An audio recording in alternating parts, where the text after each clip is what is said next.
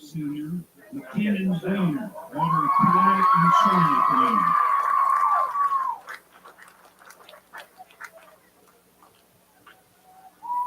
Connection succeeded.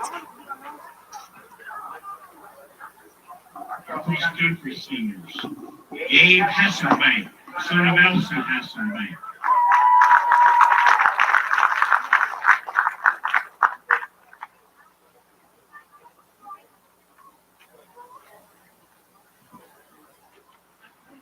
Christopher Beery, son of Joe and Leslie Beery.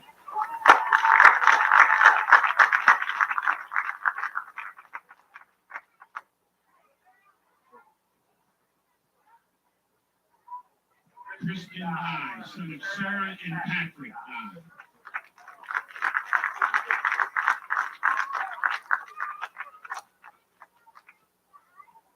Now for our football seniors. Colby Lawler, son of Cassandra Arnold and John Lawler. And Chelsea and Mike Darrow. Gene, I've got a white too. I've got a white. Got a cross country senior. Sadie Lang, daughter of Jeremiah and Danny Lang.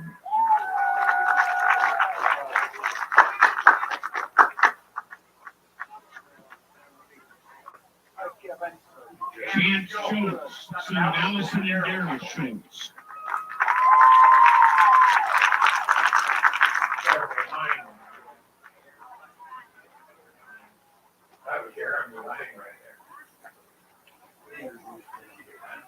Nathan Hoffner, son of Tina and Roger Hoffner.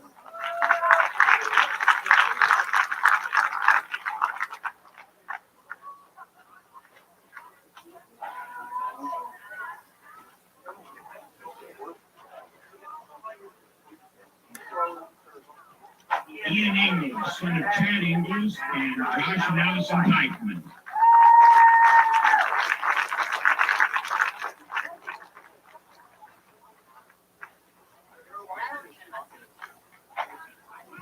Braden Hewlett, son of Becky Thornton and Dusty Hewlett.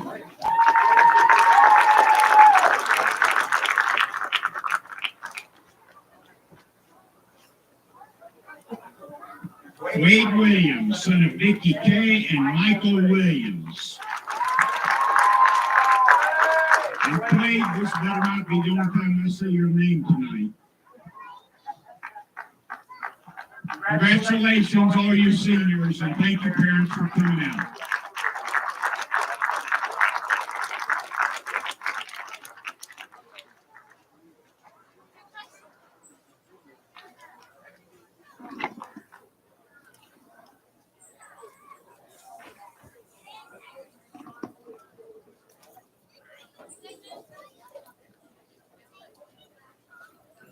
Disconnect.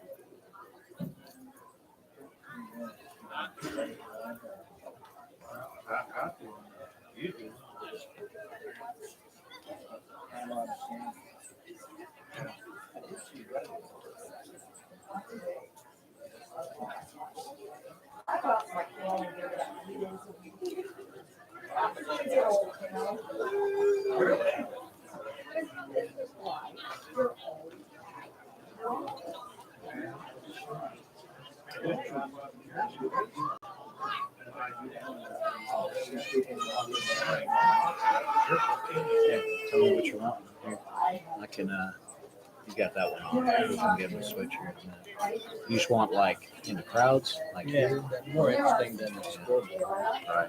You can do a little. That number? Unless you want something that's.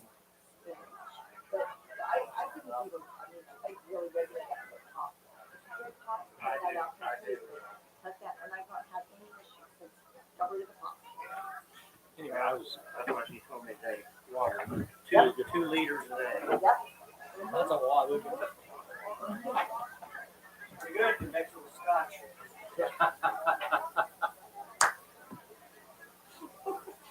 Anyway, I was bragging up all your stuff to her, telling her all you Said I do. had to come to Anyway, our, yeah, so This is our replay here.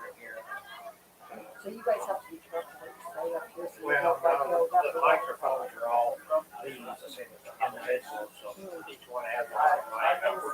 These all That's individual. what he was saying, but you can actually go over with the That's wrong. like that. They We just have- now, we have- all we you have. see it. And then you just have to kind of be careful not to put Yeah. that on Oh, the. see, here, like here's the replay. And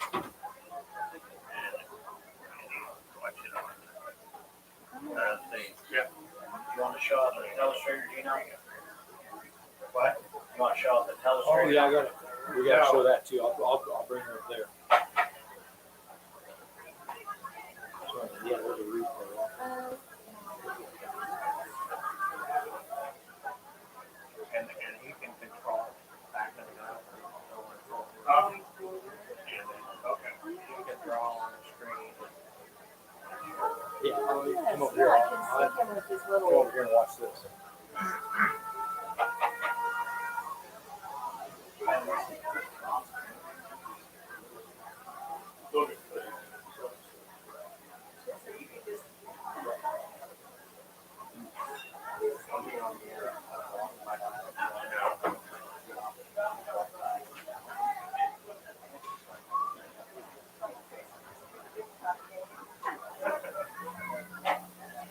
You guys still go away. Yeah. You get away. Yeah. Yeah.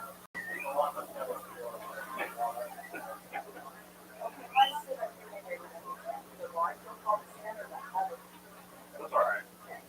Probably won't put you on the broadcast.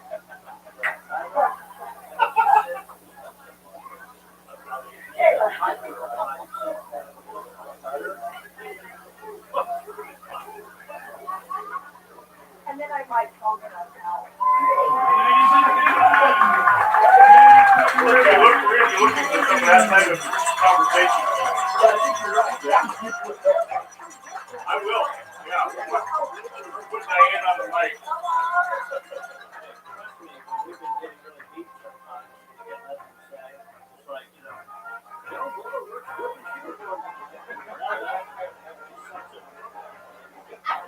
Well, when that last one, I might have work. Well, more than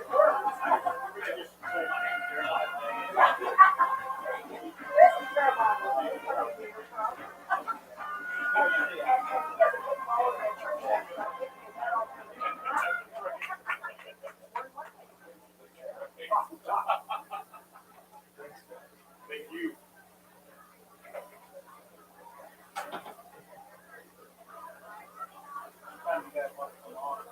We've been waiting until after the half the hand. We don't get cut off. you feel run down the sky. As much as I can, yeah. I got it. You can fill in. I'll give kind of an overview, and then you can give it. And then I've got some. I thought Casey was coming in. He is. I texted you guys. He said he'll be here for kickoff, but he's running late. Here you are. I've got some chat. Okay. Good. If we don't find time with that, Yeah, for sure. I told Casey near the end of the game to come up and grab a second headset so that he can interview people down there. and then we're losing. We're not going to be losing. If we're losing, we're in big trouble. Maybe it's just. I was like that line in the office. Michael says, I'm not superstitious, but I am a little stitious. I'm down here. For sure. Yeah.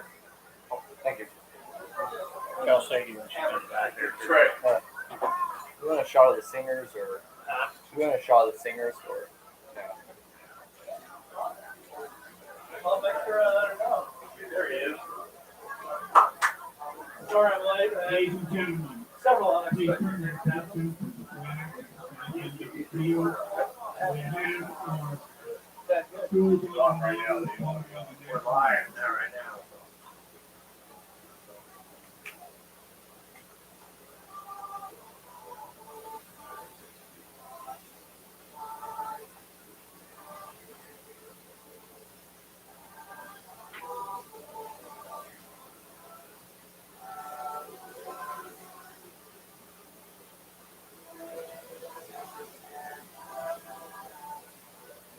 Connection succeeded.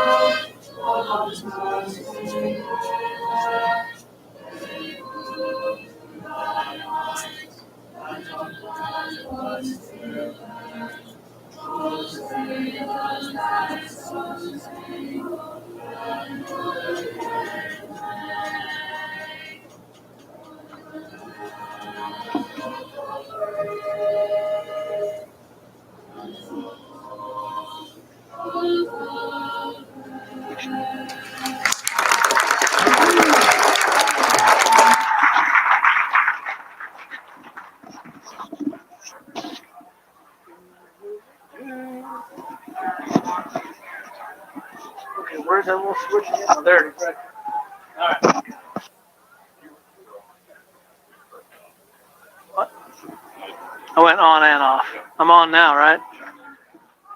We're on the air. Now I'm off. Yep. Okay. All right. If you just put the mic right here. You're muted. Then I'm off. Okay, cool. Good evening, Warrior fans. We are coming to you live from Warrior Stadium here in Marion, Kansas, as the Marion Warriors take on the Bluestem Lions. Thank you. That's our executive producer, Mike Powers, in the background. I'm here in the booth with, this is Jeremiah Lang, in the booth with Austin Murphy.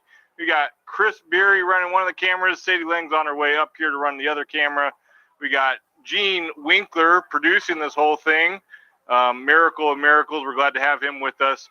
And Mike Powers soberly looking over us with disgrace and sorrow.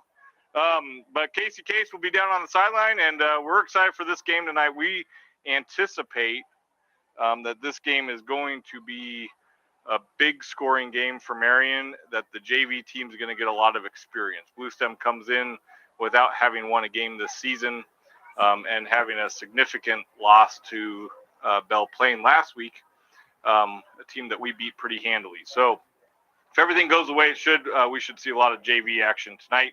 Bluestem does have a couple big boys up on the line. Number 71, Harley Lindahl, 380 pounds.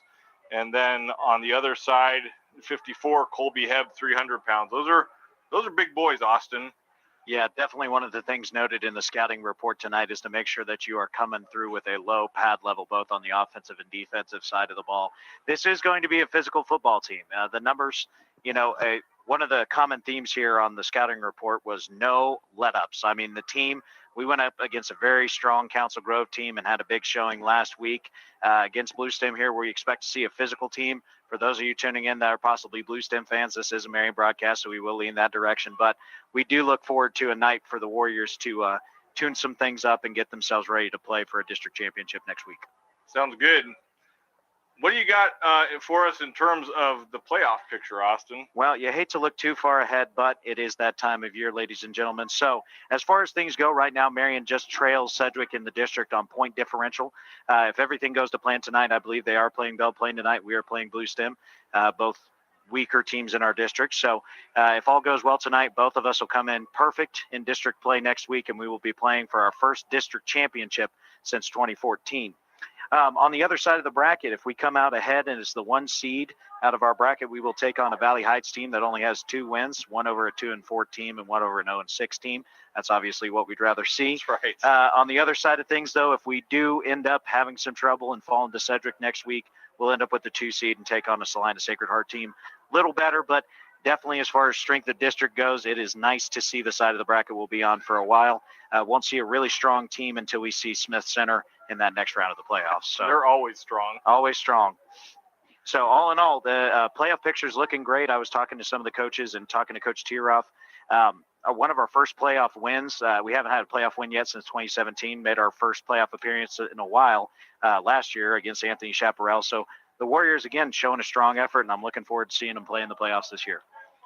Sounds good. Thank you for that, Austin. We had our captains out at midfield, and I missed the decision there. Did you catch that? I did not, but Okay. we'll find out here very shortly. That's right, we will. I know the players are excited for the game tonight, especially coming off that big win against Council Grove last week.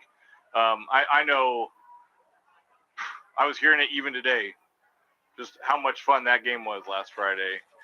To come out the way we did at the start of that game and to just not look back was a lot of fun for these guys and for the fans. It was exciting to see, and one of the first time that Marion has actually gotten poll recognition this year. That's right. VIPE put us in as one of the Salina area schools' top 10 teams. So it's nice to see that Marion is starting to get shown a little bit of the I can't find any other word than respect. The respect, the yeah. respect we deserve with the teams that we have played. So. All right, here we go. Looks like Marion's going to receive the kickoff at the south end zone. So Bluestem will be kicking off to them. There was a lot of wind here a couple hours ago, maybe an hour and a half ago, and that wind is gone. It has died down, and the flag is almost just hanging down at the pole. So gusty winds earlier have trailed off to a beautiful October night here on the prairie in Marion, Kansas. I like to think of it as the western edge of the Flint Hills, Jeremiah. That's a great description, Casey.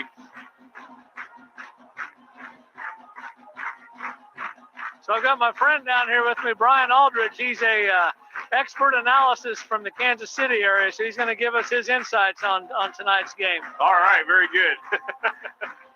All right, here we go.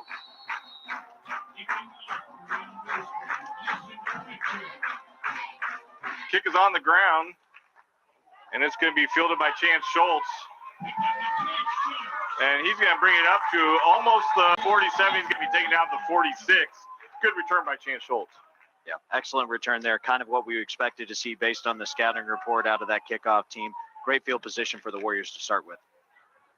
So we, it's senior night, so we got our varsity players out here tonight, ready to start the game. They're going to come out and give Bluestem their best shot right here off the bat. You got Ian Ingalls out far, Colby Lawler in the slot. I think that's Caleb Darrow next to him.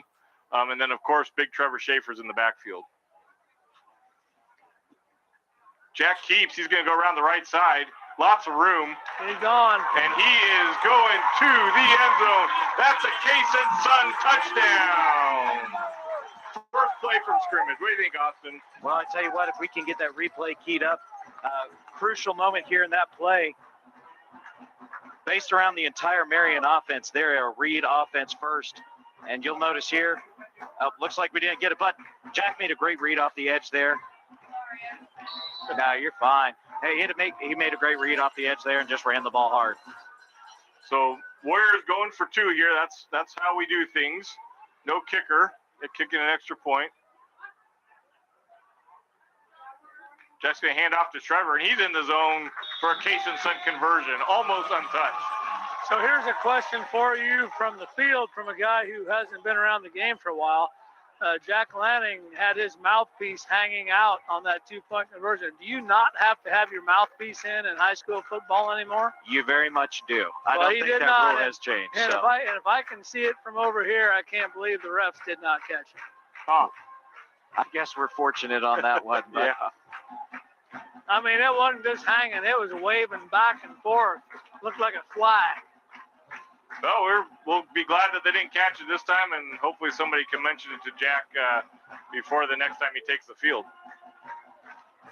Warriors go up 8-0 with 16 seconds off the clock. well, we knew Warriors were going to come out and put a strong performance on, but that was a little too strong, a little too quick. I mean, I'll take it, but I'll be interested to see how Warriors do on the defensive side of the ball. Yeah, Warriors are going to come out now and kick off. Caden Mercer will come out and kick off, and we're going to see what the Warrior defense does to the Bluestem Lions. 11:44 in the first quarter. Warriors lead 8-0.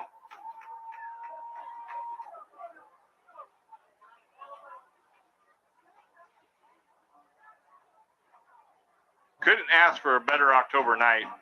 I mean, if you weren't outside, around 5:30, that wind was blowing and there was a fire burning off the 77, and that's all died down. Great kick by Caden Mercer to about the 15-yard line. They're going to try a reverse here, and that's not going to fool anyone.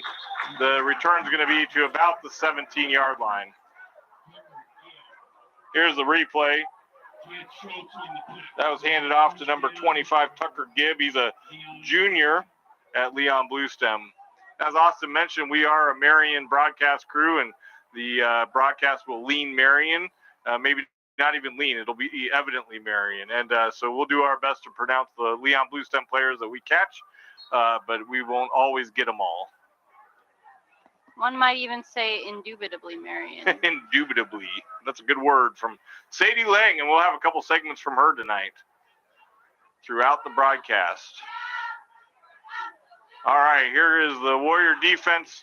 Bluestem is under center, and Trevor Schaefer shows blitz. They're going to come hard early. Gets a pass off, and it's going to be good for a first down. He's going to be brought down after a gain of about 14, 15 yards. Based on the scouting report, they told the Warriors that you are going to have to play pass first. Those DBs are going to have to play pass first tonight, or they will get quick strikes in on you. So that was just a quick example of that so far. I think they were looking to go run. They do run a lot out of that I formation as far as runs go, but they do have the capability to hit you on that pass if you get caught sleeping. Yeah, and we got word from the scouting report, Tucker Gibb, the quarterback, probably the best athlete on the Bluestem team. He's going to keep, and there's going to move that pile. Warriors bring him down after a gain of 5. Yeah, going back to that scouting report, they actually mentioned in here that the quarterback there, Tucker Gibb, took a 70-yard quarterback sneak to the house. I've never heard of that happening before, so anything can happen, and they got a good gain there. All right, it's going to bring up 2nd and 5 for the Lions.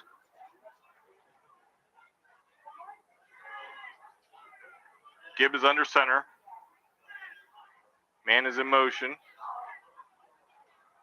Hand off to the left side. Nowhere to go. Maybe pick up a yard.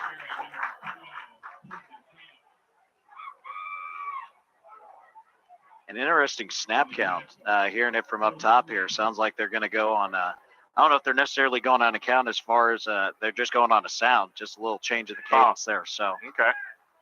It's going to bring up 3rd and short, about 3rd and 3 for Leon-Bluestem. Warrior defense looking for a stop here. 9:56 remaining in the first quarter. Warriors lead 8-0 after a quick touchdown right off on the first play from scrimmage by Jack Lanning.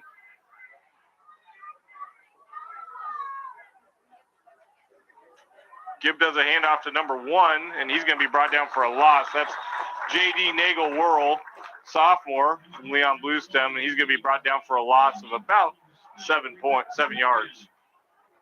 They gave him a better spot than I would have. that was sound play there by Ian Ingles to play the outside run. He played containment, and contain he did. All right, so Jonathan Freeze is going to come back for the punt where he's going to be right around his 30-yard line, dropping back below that now.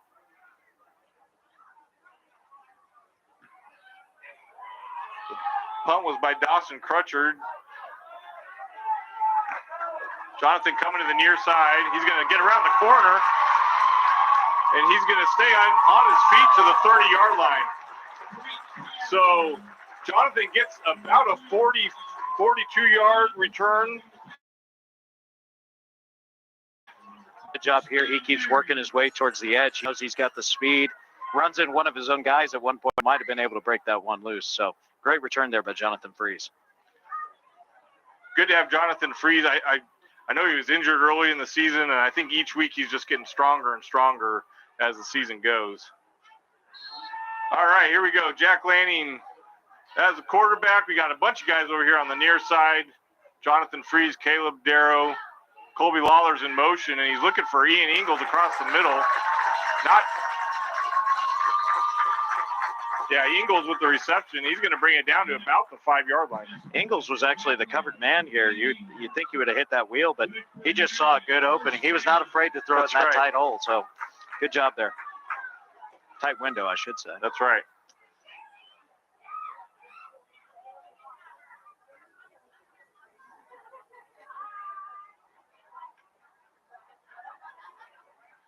All right, Warriors coming out. 1st and goal from the 5-yard line. 3 men in the backfield, 2 spread out. Handoff is to Trevor Schaefer, and he's in the zone for a Case and Son touchdown. Trevor ought to feel pretty good about himself coming into this week. He ran the ball really well against Council Grove, so.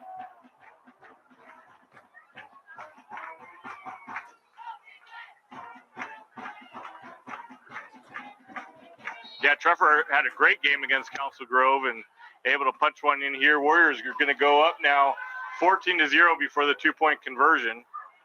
Jack with the handoff. That's to Trevor, and he's in the zone for a Case and Son conversion.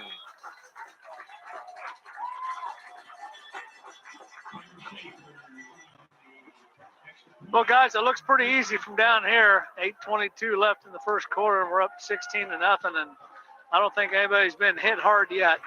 I think the view on the field is the same as the view up here. It's a little surprising to see, so hopefully Leon-Bluestem can come out and make some adjustments here and make things a little bit closer, but Warriors moving the ball well so far. We are broadcasting from the Lanning Pharmacy area, and that broadcast earlier was the Central National Bank pregame show. We're glad to be in the Lanning Pharmacy broadcast area. Our first quarter sponsors are Spur Ridge Vet Hospital, Prairie Land Partners, and Marion National Bank.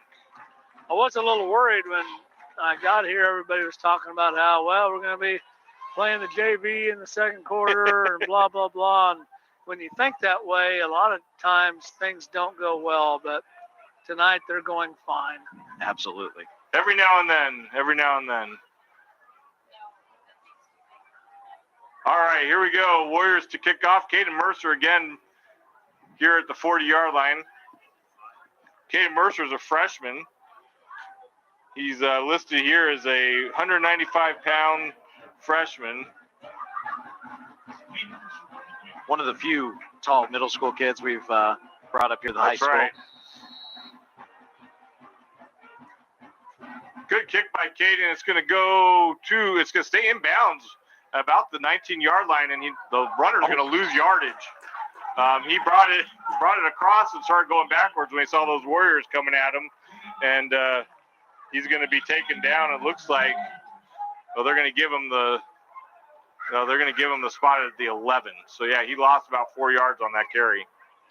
Heck of a kick there by Caden Mercer. I mean, that was like a golf shot, just laid it up there. Normally it's got so much left in the tank, it'll take itself out of bounds, but dropped right where he wanted it. That was the Mercer wedge. Exactly. The Mercer wedge. I like that one. All right, Bluestem comes out. Second possession for them here tonight.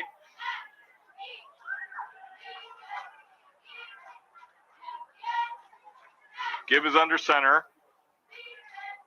Long snap count. He's going to keep. He's looking for a man to pass to. He's got a man across the middle, and he's brought down. The ball comes out. They're going to say the ground caused that, and that's a complete catch.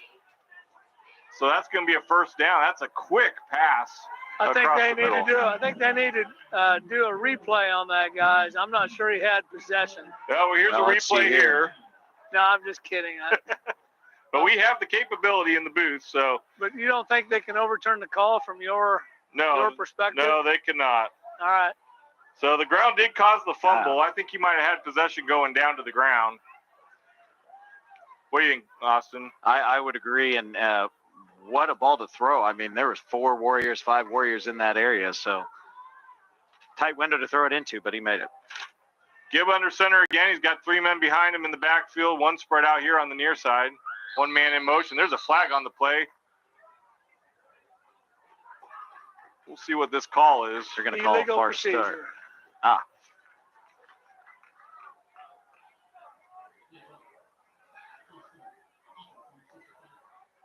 or false start. Same thing, isn't it, Austin? I think in terms of penalty yardage, yes. Word from Mike Powers, 2 men moving at the same time. Gibb under center again. He's got the same three men in behind him, 1 man in motion. He's going to drop back, look for another pass that seemed to be working. His man goes down, and there is nobody there to make the catch. That was, let's see. He got smoked by Ian Ingles. He did. And in the NFL, that would be roughing the passer. only against Kansas City. Can't tackle with your full body weight, don't you know? So 11 is Christian Solis, and Christian he lost traction or something out here on the near side and was unable to get to position for the reception. And yeah, and Ian Ingles with a good clean hit there at the end of the play on the quarterback.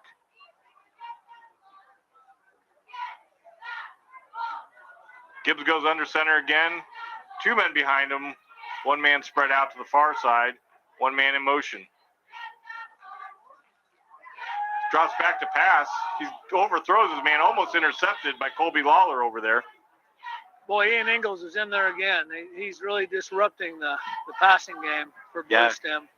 Looking at that replay, he was not picked up at all. He came off completely clean. So quarterback's going to have a conversation with his blockers there to keep his blind side safe. Yep. 3rd and 15 for Bluestem. Warriors lead 16-0, 7:20 remaining in the first quarter.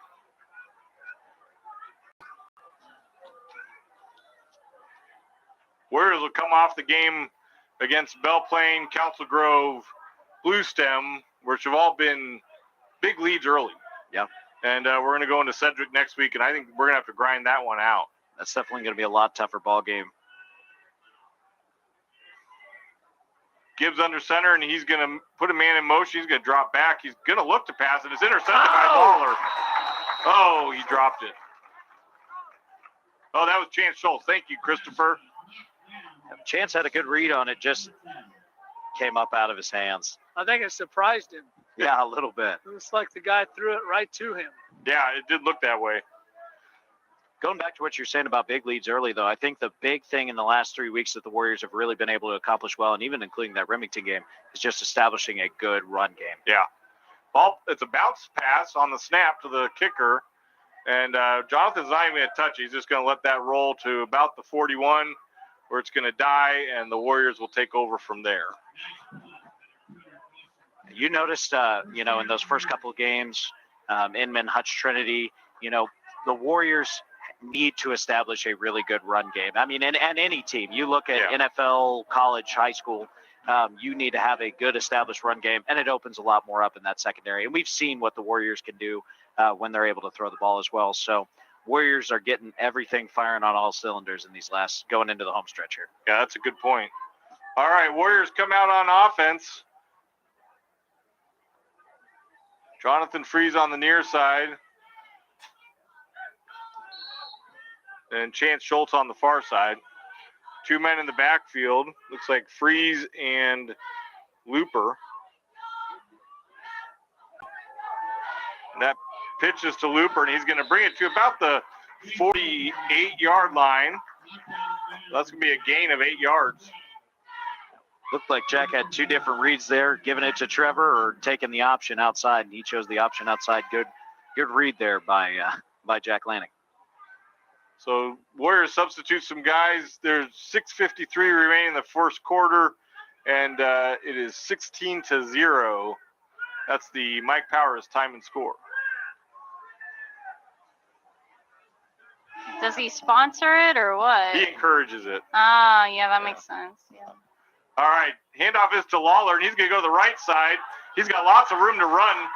There's a flag on the play way back here in where the play originated. Now he's going to throw it down the field now.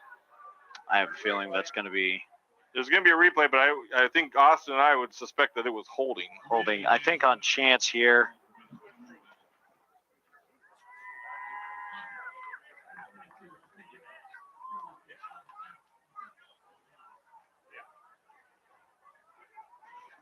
Casey, did you catch the call there?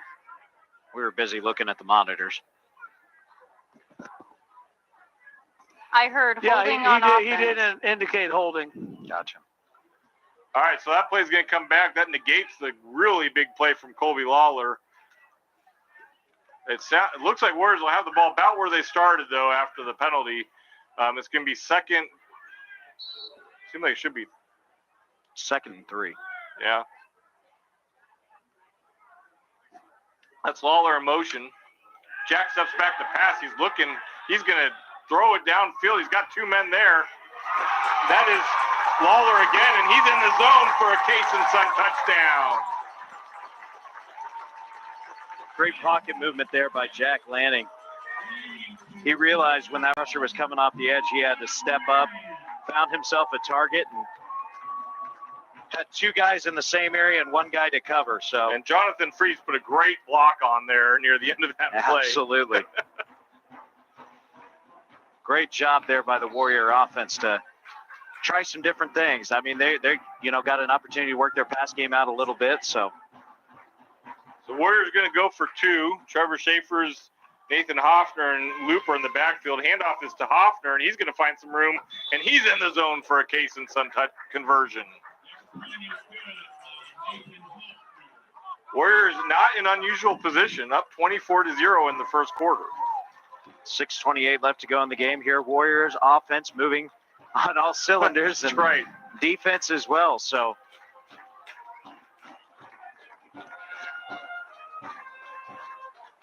talking about playoffs just a little bit here.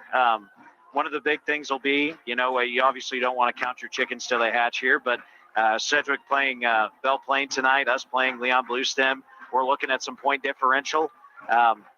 Warriors are going to definitely have to keep bringing the points on a little bit to help that out as well when it comes to deciding on districts. Absolutely. Well, let's turn it to Sadie for a Sadie segment. What do you want me to do for this one? Well, I think for now, why don't you just give us one of your regular segments, and we'll see how the second half goes. All right, let me find one.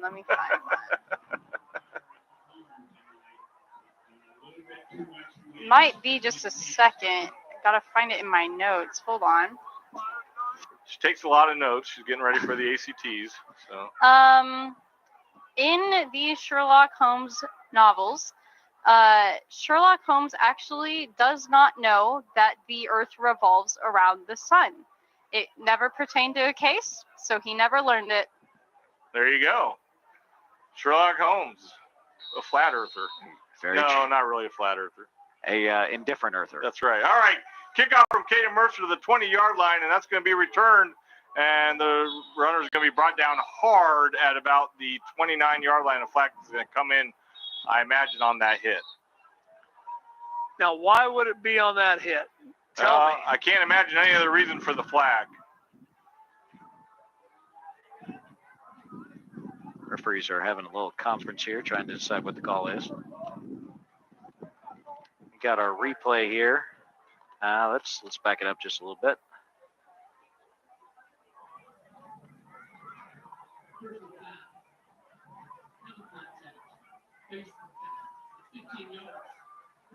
I don't think that's a correct call. No, if we go back and look at the replay here, Trevor, I don't know if it'll get there. Trevor just tackled him. Yeah. As you would in a football game. The with his chest. Yeah, Bluestem runner ducks down and Trevor wraps him up. Or sorry, that's not Trevor. That is That's number. Cole, right? Cole Smith. Cole Smith. Cole Smith, thank you. Yeah. I'll tell you So what. incidental helmet-to-helmet contact, but go ahead, Casey. I'm just going to say I need to watch my language. That was a crappy call. I'm sorry. Football these days, whether you're in the NFL or college or high school, they might as well just play flag. All right. That was a great hit. Great tackle by Cole Smith. Absolutely. All right, Warriors show blitz here. Gibbs takes the snap, and he's going to hand it off. Man tries to run up the middle. There's nowhere to go. He's going to be brought down for a gain of about half a yard.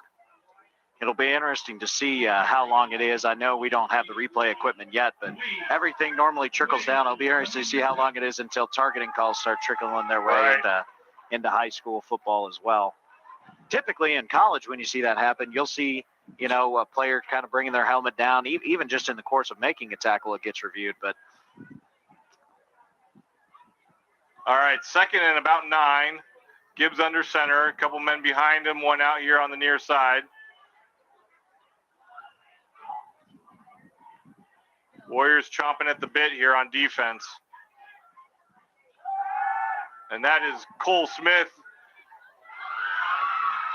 Gets to the quarterback, but the quarterback gets a pass off to number 2, Dawson Crutcher, and he's going to pick up the first down after about a 15-yard gain. That was a great job to haul that in and to get that ball away in the face of the pressure. Yeah, Cole Smith was coming in fast. So Bluestem showing they're able to move the ball a little bit here through the air. Warriors will hopefully make an adjustment or two. Officials are stopping the clock for something. Jack Lanning's coming out on the sideline here.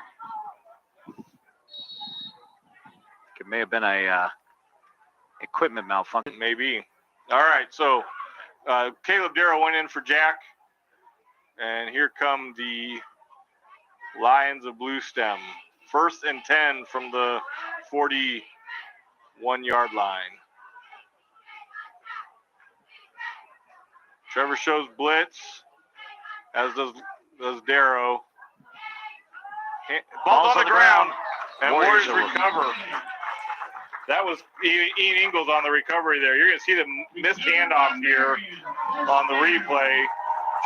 Ball just came right out almost to Ian Ingles. Right there. I mean, he was just right there waiting for it. So Warriors will take possession on their own, about 45-yard line. Up 24-0, 4:45 left to go here in the first quarter. And enough time to score again. Enough time to score again, a couple times maybe. We'll see. All right, we got, looks like Ingles out on the far side and Freeze on the near side. And that is Looper and Trevor in the backfield. And Trevor's got the ball, and he's going to pick it up for about 8 yards.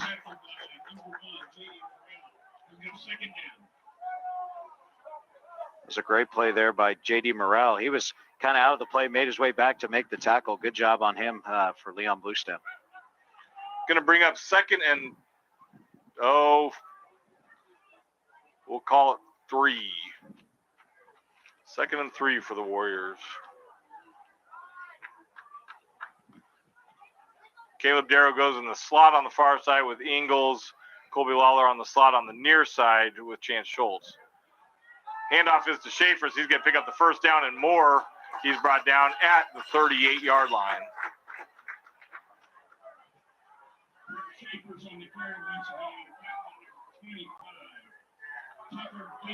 Warriors are moving the ball well again. Looks like Jonathan Freeze, Nathan Hoffner, and Jamison Looper come in for the Warriors. Pretty good crowd out here tonight.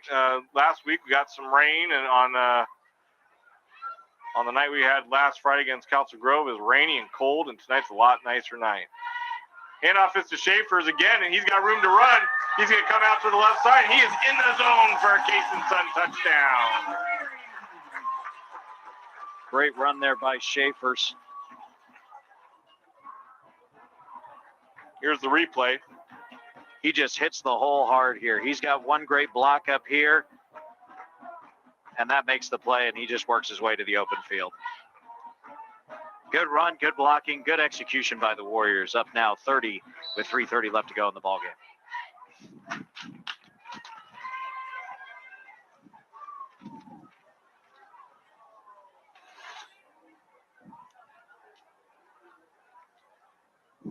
All right, here's the play. Jack Lanning in the end zone for a Case and Son conversion.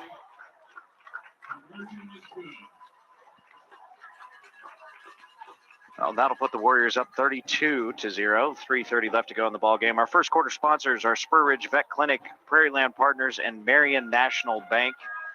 Well, we knew this ball game was going to be interesting. Would be a term to use for it, and Warriors are showing well here in the first quarter. They are. One of the things that you might hear tonight during the broadcast from our Sadie Lang of Sadie's segments is occasionally, tonight being senior night, she might break in with a impression of one of our senior football players. So we might invite her to do that occasionally. You got one for us, Sadie? Who do you want me to do? Let's start with Nathan Hoffner. That'd be a good place to start. Well, we put in a lot of effort for this game. We prepared a lot. We worked really hard, and I think we came out here and we did what we needed to do. Yep, we did what we needed to do. All right. Thank you, guys. Nathan Hoffner on the mic, so thank you. Good job, Sadie. We appreciate that. All right, so freshman Caden Mercer going to kick off. I keep saying that because he's the same age as my son, both freshmen together, played basketball together, and had a lot of fun working with Caden on the basketball court, and I'm looking forward to seeing what he does here next season for Marion. Kickoff falls at about the 20-yard line. These are good kicks from Caden. Return is going to come out to about the 38-yard line. It was about an 18-yard return. Yeah, you're finding some holes here in these last couple of kickoffs. Kind of a sidebar from the field action, but great to see the band playing here tonight, breaking out a little bit of the Imperial March, it sounds That's like. right, So that's right. They're going to keep us entertained throughout the night. At least the first half. At least the first half, yeah. All right, Warrior defense here, looking for another stop. They've been successful so far, not to give up any points. And those are your starters out there. Cole Smith, Quaid is out there. Big Tex Nelson, Caden Nelson is out there, 71. Gibb is under center, and he's looking. Got a man in motion. And he's got a handoff out to the left side, and that's not going to gain much. He's going to be brought down about the line of scrimmage. Yeah, that was, let's find him here. That was number 1, J.D. Worrell there on the run. Looked like he was going to find a hole there for a second, but then our big number 55 there. Oh, gosh, let me find the name. I'm so sorry. Cole Smith came in and closed that hole pretty quickly. So Warriors lead 32-0, 2:54 remaining in the game. If you're a Bluestem fan who's watching this game and you say, man, they say the time and score a lot, that's because Mike Powers tells us to. So Gibbs under center, and he is dropping back for a pass, quick pass. That play has worked time and time again, and that's going to be a first down for Bluestem. I think that's the third time now. Third or fourth time that they've thrown to almost that exact same spot in the field. So it's amazing. Moving the ball through the air. It's amazing what you can do when you retire from being a judge. Right. You know? You can take the judge out of the courtroom, but you can't take the courtroom out of the judge. I'm curious to know what that piece of paper he handed you says. He didn't hand me any paper. Didn't? He gave me a salute. Okay. All right, here we go. It is 1st and 10 for the Lions from about the Lion 49-yard line, and Warrior defense here on the field. Gibbs under center. He's put his man in motion. Warriors adjust. Long snap count. He's going to drop back. He's looking to pass in that same area, but there's no one there. So that place gets broken up. Good coverage on the far side by Darrow and Lawler over there. That'll bring up a 2nd and 10 here. 1:39 left to go in the first quarter. Changing field conditions. Your weather report here, no wind. We had a strong south wind. Now we have a strong north wind. Pretty much coming straight out of the north, it looks like. Northeast possibly. So I don't know if Kansas has decided what it wanted to do this week. It's coming hard out of the south, hard out of the north, hard out of the south, hard out of the north. I mean, I'll tell you the same thing I tell my kids. It's calibrating down. There you go. Yeah, it's calibrating down. So I've got an updated report for you. It is straight out of the north at 20 to 30 miles an hour. But it doesn't affect your microphone anymore. That's good. All right, Gibbs under center. And the ball, I thought it came down, but no, he kept it, and he's going to try. No, it's stripped. Jack Lanning It's stripped. Jack Lanning took it. He's going to go gone. in the zone for a Case and Son touchdown. Well, let's see what we can see on the replay here. You're going to see Gibbs keep the ball, and it looks like he's stopped, and Jack just reaches in and takes the ball from Gibbs, and he is off to the end zone. I think that was a designed quarterback keeper there, like we had seen in the scouting report. He got stood up for too long, and Jack knew where to go with it. So great Great effort there by Jack Lanning. Yeah. Great instinct is what I was going to say. Yeah. Couldn't come up with the word. All right, Jack is dropped back here. He's got 3 men around him. Freeze out on the near side, and Ingles on the far side. And he's going to hand it off to Schaefer's, and Schaefer's is in the zone for a Cation-Sun conversion.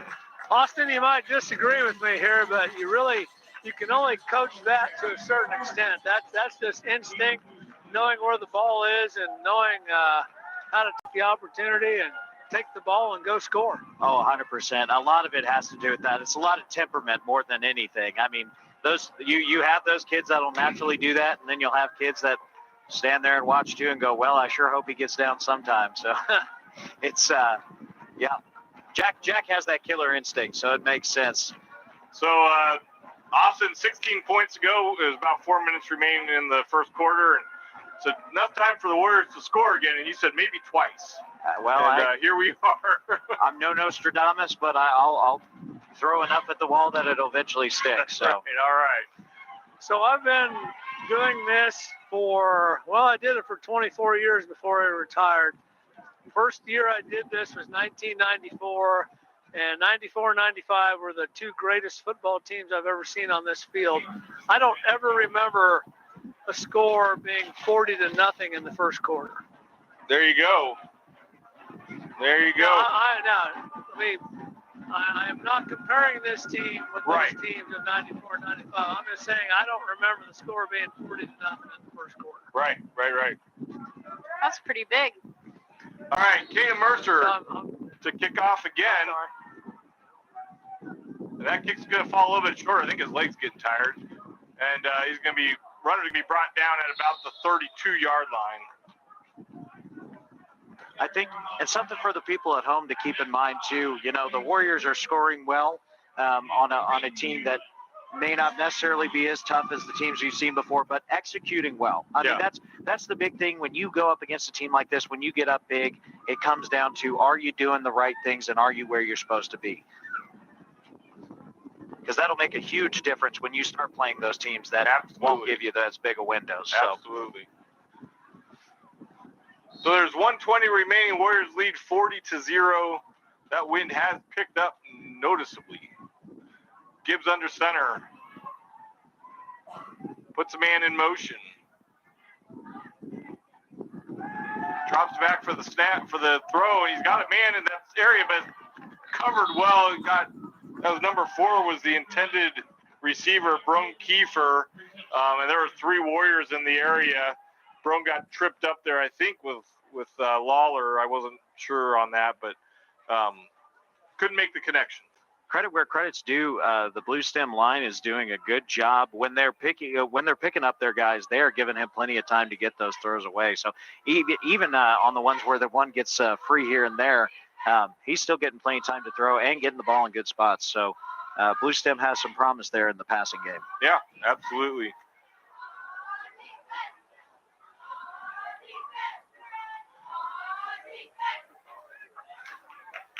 All right. Give under center. Puts man in motion. Long snap count again. He's going to drop back for another pass. He's got a man out here on the near side. He's covered. It's broken up. There's going to be a flag on the play, but I think it's going to be decent. I think it's going to be offensive pass interference. Yeah, that's got to be offensive pass interference. The receiver grabbed our guy and pulled him down. Yep, good coverage there. Is that Braden Hewlett? Yeah, I think so. Good coverage there by Braden Hewlett. He just was in the wide receiver's hip pocket the whole time.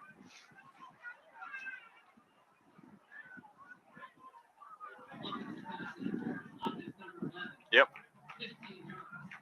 So that's 15 yards from the line of scrimmage. So that's going to go back, and it'll be 2nd and 25.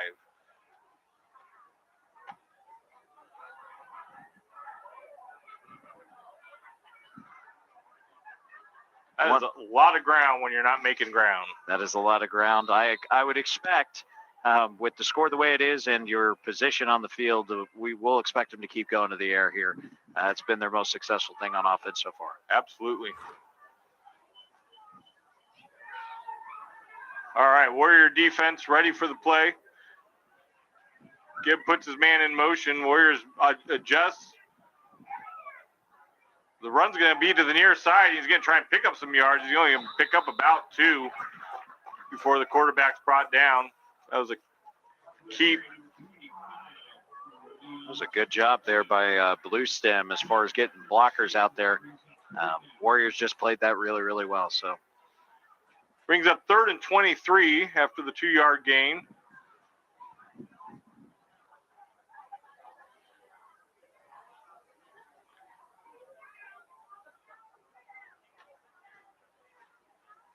Long break between plays here. Clock continues to run on the carry, so there's 33 seconds remaining in the first quarter. Warriors lead 40-0.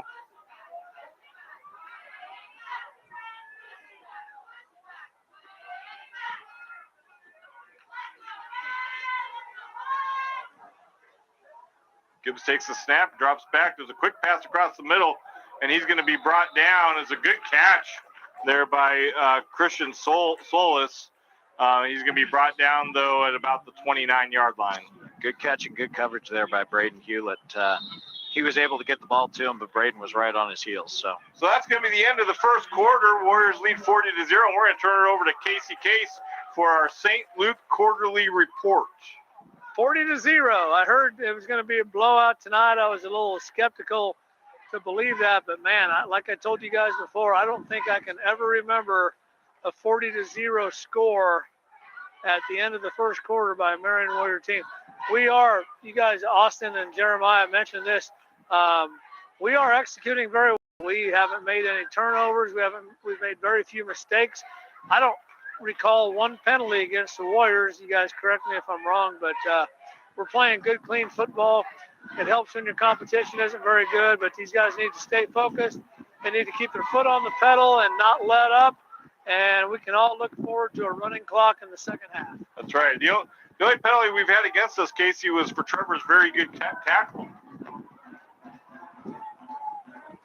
Or sorry, Cole Jerry, I Smith. didn't hear that, Jeremiah. That north wind just blew up to about 40 for a second. The only penalty we've had was that Cole Smith strong tackle. All right, which was a unfortunate call. Let me put it that way. That's right.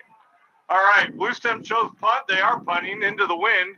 It's going to be held up, and Freeze tries to catch it, and it might have gone off his fingers. I think it did, and I think Bluestem recovered. Oh, there you go. I just jinxed this by saying we haven't had any turnovers. So Bluestem does recover. That was a tough ball to handle. It got hung up in the wind, and probably what Freeze should have done is just backed away and let it do its thing, but tried to get underneath it, and it went off his fingertips and rolled away from him, unable to rein it in.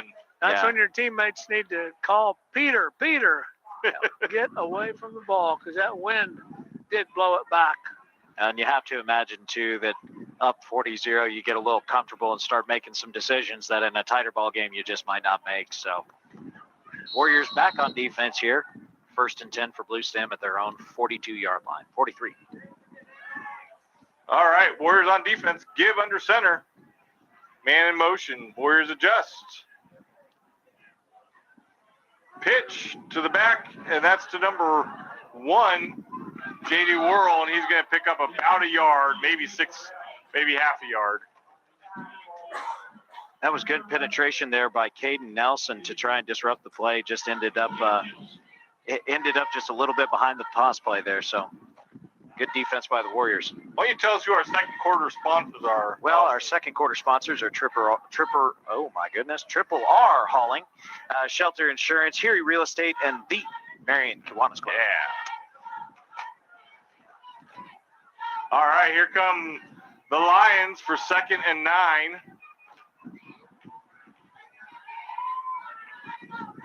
You can see a lot of the same offensive set each time.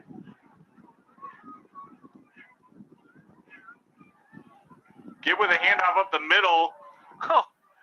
And that whole pile moved about 5 yards. Call me the eternal optimist here, but,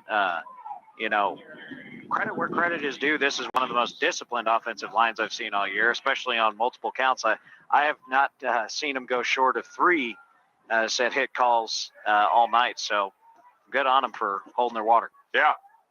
And it is a long snap count. Yeah. They're down for quite a while. So Gibbs has one man out to the far side. Warriors are packing the box there. Another man breaks out.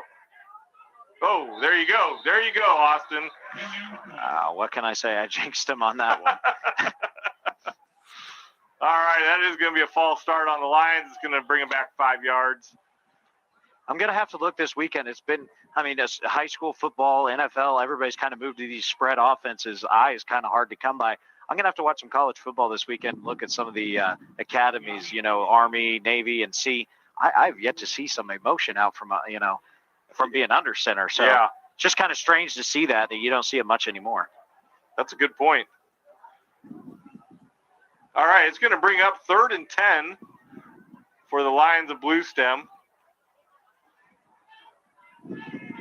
And you can see on the screen right there, the Warriors are packing that box tight. We got 8 men in there. Intercepted by, I think that's Braden Hewlett on the interception. Braden Hewlett's having himself a night tonight. He is having himself a night. Yeah, good interception by Braden Hewlett. He just got in front of the pass and was able to bring it in and went from defense to offense real quick. If I'm not mistaken, it looked like we had 4 guys out on coverage there over 2, and that is not going to work out in your favor 9 times out of 10. That's correct. So Chance and Nathan come off. A couple guys have gone on. There's a conference here with the head coach, with Coach Kraft, between the head official and the line judge. And I don't think they're talking about what's available in the concession stand. So you would hate to think, but you have to wonder if they're having that conversation. Hey, Coach, you're doing pretty good here. Why do you say we start rotating guys? I'd be interested to see. I think there was a lot of enthusiasm coming off the field after that play. I think that might have been what that conversation was about, Austin. Yeah. Looked like Kraft had a conversation with a couple players who were pretty excited about the outcome of that play. Yeah. Which, you're amped up. So landing back, he's going to hand off to Schaefer's, and he's going to break a tackle and pick up about 4 yards. That was a good read by Jack there. If we can pull that replay back up, he had 2 DNs coming perfectly free for him on that play. So great idea there to go ahead and just give that ball away. We'll see 2 guys coming right in here. Would not have been a time to keep. No. All right, it's going to bring up 2nd and 6 for the Warriors. Jack looks to pass out in the flat, and he's got a man over there. Lots of room. I think that's Colby Lawler. Yep, Colby Lawler, and he stays up. And he's finally brought down at about the 15-yard line. So great play here. You're going to see this on the replay. Colby's in the slot right there, number 2. And Jack just looks over the flat over to him and finds him. And Colby's got room to run, and he's a fast runner too. Colby gets a great tackle, and then you can see up there as well, Chance Schultz just pancake blocks out there at receiver. That's Not right. something you see very often. So great execution there by the Warriors. Going to bring up 1st and 10 from the 15-yard line. Warriors are up 40-0 with 9 minutes remaining in the first half. Landing with the handoff to Schaefer's, and Schaefer's is going to be in the zone for a Case and Son touchdown.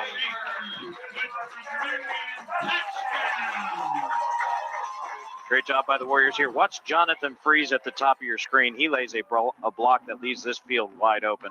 You see him here at the top of your screen. And that seals the deal to get in off the edge there. Good job. There's a player from Bluestem that thought he was going to get in Schaefer's way at the goal line. Yeah. Once he's got a full head of steam, I don't know many people that want to be in front of him. That's right. All right, here the Warriors are going to go for 2. Warriors up 46-0 after the touchdown, looking for the 2-point conversion. They've been successful each time so far, and Jack keeps, and he's in the zone for a Case and Son conversion. Warriors lead 48-0 with 8 minutes and 47 seconds remaining in the first half. Just to go back to it here, our second quarter sponsors, we're not too far in, but our second quarter sponsors are Triple R Hauling, Shelter Insurance, Erie Real Estate, and the Marion Kiwanis Club. And we are in the Landing Pharmacy broadcast area, and we know we say it a lot, but we prefer this Landing Pharmacy broadcast area for sure. The best one we've been in all year. That's right. All right, Sadie, we're going to have you give us another impression. Oh boy. Okay. All right. We'll see how this one goes. Okay. But I'm going to have Austin ask you the question, and you're going to answer it as Ian Ingalls. Okay. Ian, you're laying some really good blocks out there tonight, opening a lot of things up for the Warrior offense. Yeah. How are you feeling about your performance here tonight? I'm feeling really good. I feel like I'm playing really well. I'm doing what Coach asked me to. I'm going out there. I'm making the plays that I need to make. I think it's the team overall is doing really well tonight. I think this is a really good game for us. Boost our morale into the next game. So yeah. Thank you so much for your time, Ian. Get back out there. Of course. Thank you. Good job, Sadie. Thank you for that. We appreciate that.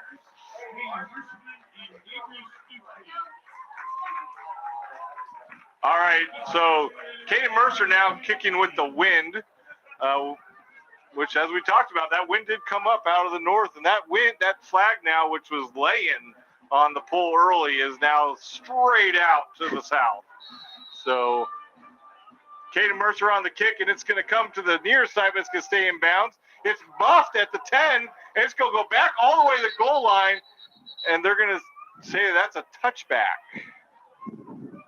I think, and I don't know what the rule is for sure. I don't see that very often. Middle school, they usually don't get it anywhere near. But you almost have to think that's a safety call there. They're like, okay, let's keep this thing manageable here. So okay. And I want to just touch on that for a moment, Austin. You brought up middle school. Big win up at Bennington last night. Yep. Trip Peterson, I would argue the fastest kid in our middle school league. He got injured early, and our team stepped up as a whole. I mean, it was exciting to see. It was kind of the culmination of all the things we'd struggled with over the course of the season. They stepped up in a big way and won it with a last-minute 2-point conversion stop there. So I'm really proud of those boys and look forward to seeing what they can do in high school. That's great.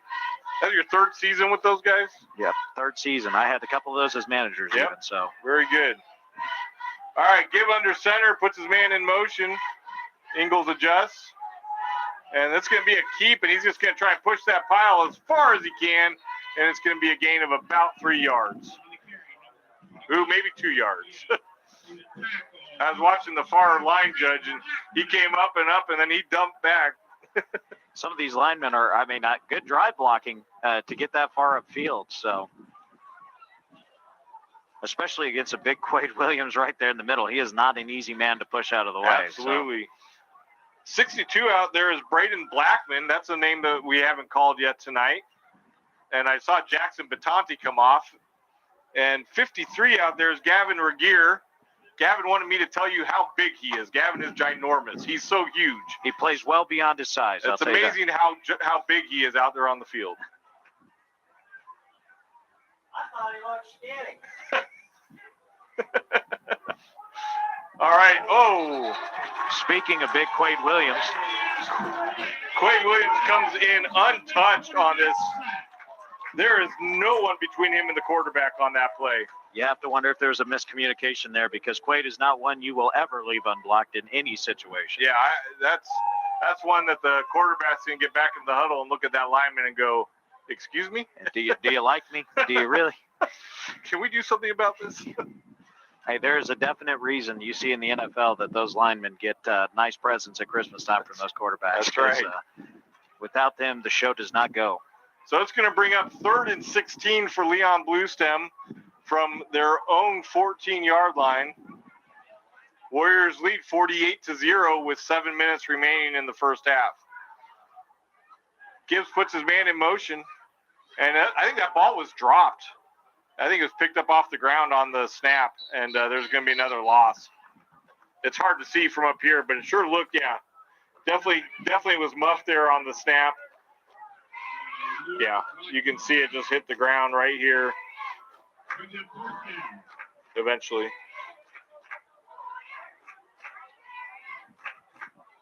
just came right back out.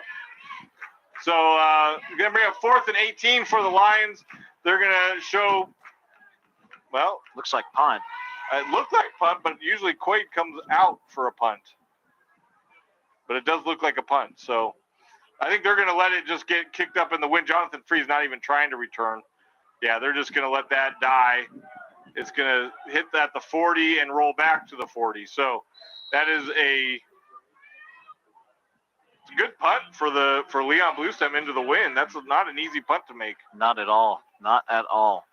Yeah, as far as sending somebody back for that punt, I mean, with the offense moving the ball as well as they have, no, you can take whatever field position they'll give you. You're just at that point working for yardage. So that's right. While Austin was up winning football games in Bennington, the cross country team went over to league. The high school cross country team took 3rd at league, which was good. They're the top 3 teams in the state are all in our league. So. And Marion's one of them. All right, Trevor Schaefer's on the left side, and he is in the zone for a Case and Son touchdown. Speaking of cross-country meet, Trevor has been running a long way tonight. He's been maybe not as long as a cross-country team, but he might maybe feel by like the end of the night. Yeah. Chris, we got to talk to Head about getting him on the team. Yeah.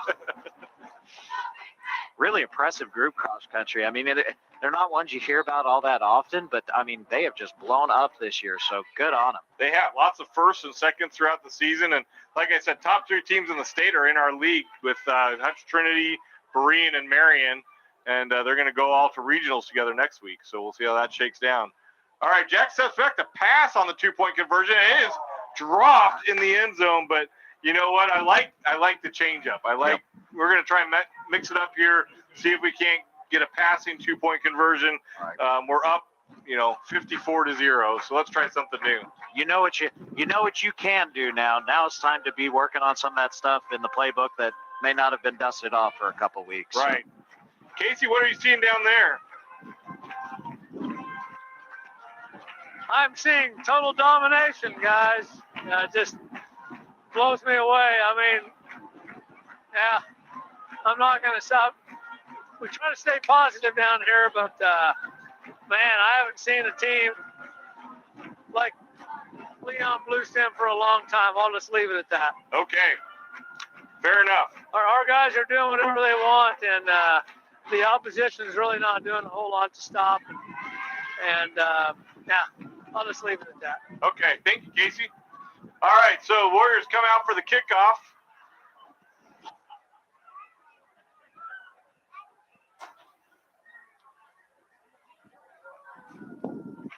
I'd have to get out and count, but I feel like this is Caden's 7th kickoff. There's quite a few. He's getting some work in tonight. That leg's going to be sore tomorrow. Big kick to the right side, and it's going to be muffed again at about the 5-yard line. It's going to come out of bounds. Wow, that guy was lucky. Chance Schultz was there. If I was him, I would have let it roll out of bounds too. Yeah. It's, when Chance Schultz has a full head of steam coming your way, it's probably time to let her go. That's right. So it's going to be Leon-Bluestem at the ball at the 8-yard line, 1st and 10 from there. 5:47 remaining in the first half. Warriors lead 54-0. I think we're starting to see some personnel changes here. Quade Williams is over here on the sideline. That's a good point. Caden Mercer there on the line. 77, we've called Jackson Batante. He's in Quade's position. Caden Mercer taking the other defensive end there. Yep, 50 is Luke Watkins out there. He's a sophomore. Handoff up the middle, and that pile's going to move about 5 yards. So it's going to be a good carry for the Leon-Bluestem on 1st down. Pick up 4 or 5 yards there. And you heard Braden Blackman's name announced on the tackle. Back deep for the Warriors in coverage here is Jesse Snyder, number 8. He's a freshman as well. 53 out there. We've called before Gavin Reguero. gigantic Gavin Regier. The mighty. Yeah. He's going to wish he hadn't asked me to call him big. He's getting more than he wanted and then some. Warriors adjust on defense.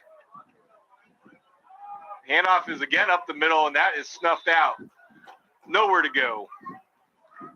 I think I saw Braden Blackman in there on the tackle. Braden Blackman and Brian Wynn, it looks like. Yeah, Brian Wynn, another sophomore now. Another sophomore, yeah, 54. Outside of a couple corners, I think we are all JV at this point now. In my incredible rec basketball coaching career, I had Luke Watkins and Brian Wynn on the team years ago. Good basketball players. Good to see them out here doing their thing on the football field. They're a fun group. They are a fun group. All right. Lions put their man in motion. And Gibbs is going to hand off up the middle. And that just is not going to work. It's going to bring up 4th and 4. Gain of 1 on the play. So the JV team able to put in a stop here, it looks like. Clock continues to run with 3:49 remaining in the first half. Warriors up 54-0. That is the JV team on defense.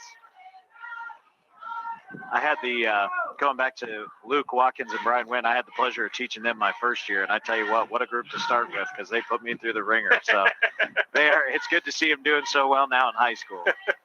All right, it's a punt from Leon-Bluestem. It's blocked. And that ball is... I don't think they know. It's picked up. It's picked up, and they just stood there. We were all kind of lost. What do we do? You're going to see it here. I think that was Brian. Yep, Brian Wynn had the ball there. And I can speak from just a little bit of personal experience. When you give a lineman a ball, we're not 100% sure what to do with it. You know, that is not our typical forte. So good little return there by Brian Wynn off of the block punt. So it's going to be 1st and 10 for the Warriors. The clock is stopped. 3:17 remaining in the first half. I think we have a Tampa State Bank timeout by Leon-Bluestem. Well, we got a second here. I'm going to give those second quarter sponsors again. Good idea. Second quarter sponsors for tonight are Triple R Hauling, got it that time, Shelter Insurance, Geary Real Estate, and the Marion Kiwanis Club. And we're going to turn it over to Sadie Lang for our subscription announcement. Well, there's this thing that you can do on YouTube that's really pretty easy. It's called subscribing. It's totally free. It really helps out our channel. And all you've got to do is find that red button under the video that says subscribe and click on it. You can also click the like button, which helps out the channel, helps our videos get more views. And you can also hit the notification bell so that you never miss a single game or a county commissions meeting. Hard-hitting action in both. Oh, so our producer, Gene Winkler, we're live here, so we're going to get to that in a minute. Jack is looking for a pass, and he's looking across the end zone, and he's got a man in the end zone. There's a flag back here. And I think kind of the rule of thumb is anytime that a quarterback has that much time to throw, it's probably going to be a holding. Probably going to be a hold, yep. And it is. So Warriors are going to get the holding call, and that touchdown is going to be negated. It is a hard thing for, and I can speak from experience, trying to teach linemen to get your body in front of them, because a lot of times they will keep those hands on, but the body will not follow, and they will get you every time. That's on that, right. So. Back to the YouTube discussion. Our producer Gene Winkler says 45 folks are watching right now, and we have 3 likes. Because our executive producer Mike Powers got on and liked it, so that brought us up to 3. So if you're watching, go ahead and like the broadcast. It doesn't mean that you actually have to like the broadcast, but go ahead and like it anyway. So here we go. Jack Lanning is going to take the snap, and he's going to hand it off to Looper, and he's going to be brought down after a gain of about 2. It's a lot like at a coffee shop where you put a little money in the tip jar to begin with. It just gets the ball rolling. All right, Winkler's watching the lights go up. He's pretty excited back there. So we're going to try and keep him calm, though. We don't want him too excited. Can't have that. Hey, Austin, I'm going to ask you a football question here. Okay. Hopefully I can answer it correctly. We're running JV on defense, but varsity on offense. What's the thinking there? Have to imagine it's a point differential issue here. Okay. We'll let the play go by here. Looper with the carry. He's going to pick up about 2 yards.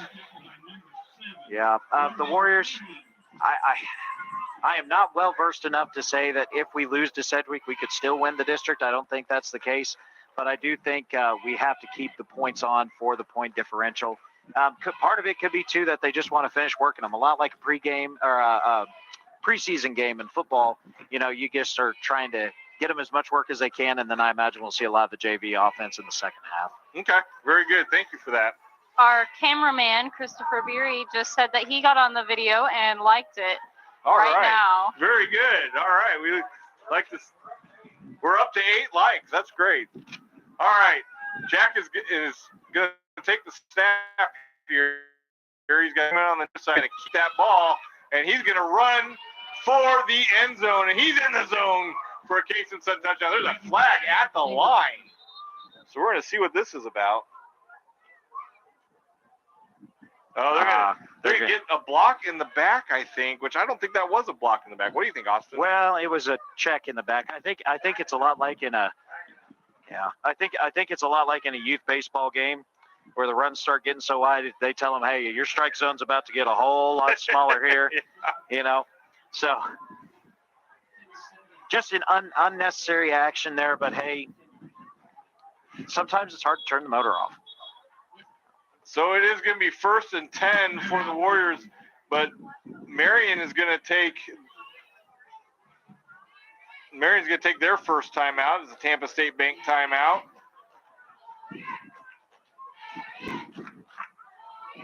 Going with 1:30 remaining in the first half, leading 54-0.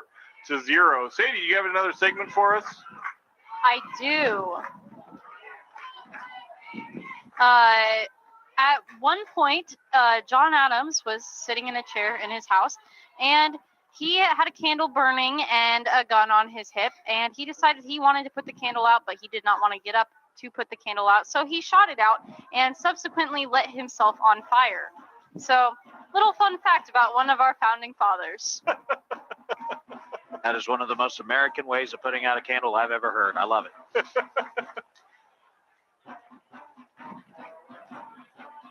Now there's a little negotiation between myself and our scoreboard person about how many timeouts should be on the board, and I think I'm correct, but he still shows 3, so. At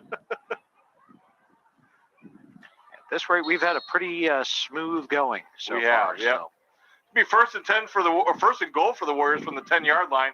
Handoff is to Looper, and he's going to get it down right close to the goal line, about to the 2.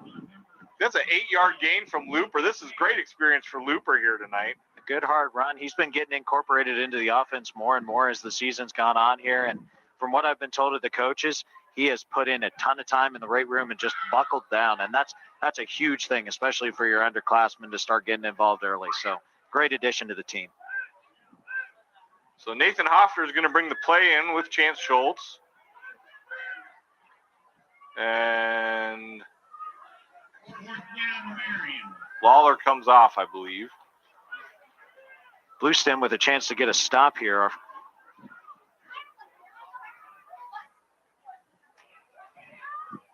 And the Warriors are in the zone for a Case and Sun touchdown.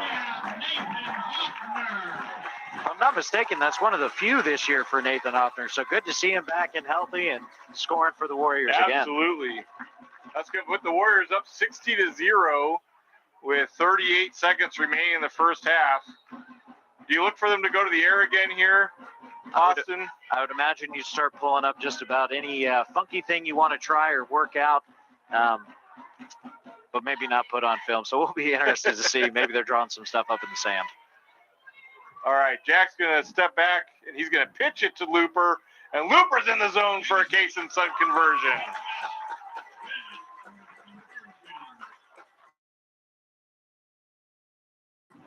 2-0 with 38 seconds remaining in the first half. I think coming up at halftime, there's going to be a recognition of USD 408 staff. Do you know anything about that, Austin? Yeah, I got the email about that, figuring it'd be a quick walk from the sideline, so I may have to hustle down there for that. But yes, there will be a recognition, very brief one here at halftime, so it'll be nice. All right, so we'll have that for you, for the viewers at home, so you can see the USD 408 staff. We got a great staff here in Marion, and working hard, and we've had a great school year so far.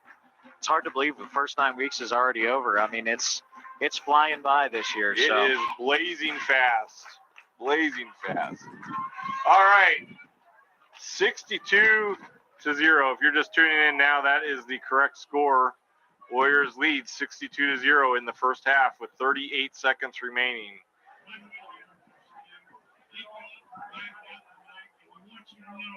We love your music teacher, Shyla Harris. Some love for the Leon-Bluestem crowd, maybe a connection there. Yeah, we their new music teacher down at Leon-Bluestem is Shyla Harris, who grew up here in Marion, was a Marion Warrior, one of our own, and she took her first teaching job down there this year. All right, Kaden Mercer to kick off again. Big kick with the wind. It's going to come muffed again into the end zone, and Just it's going to be out of the end zone. Going to be a touchback. Yep, that barely made its way across the corner. That was about the shortest yard marker I think I've ever seen by the football length at best off of the goal line. So, hey, you guys ought to rewind that and see if you can see number 33 for Bluestem on the west sideline. I didn't see the hit, but somebody just rolled him over, and it took him a while to get up. I don't think we have a replay of that, but okay. I think that's a good eye, Casey. Now take my word for it. Yep. He got hit hard. All right, the JV defense back on the field. Quade Williams down here standing in front of us on the sideline.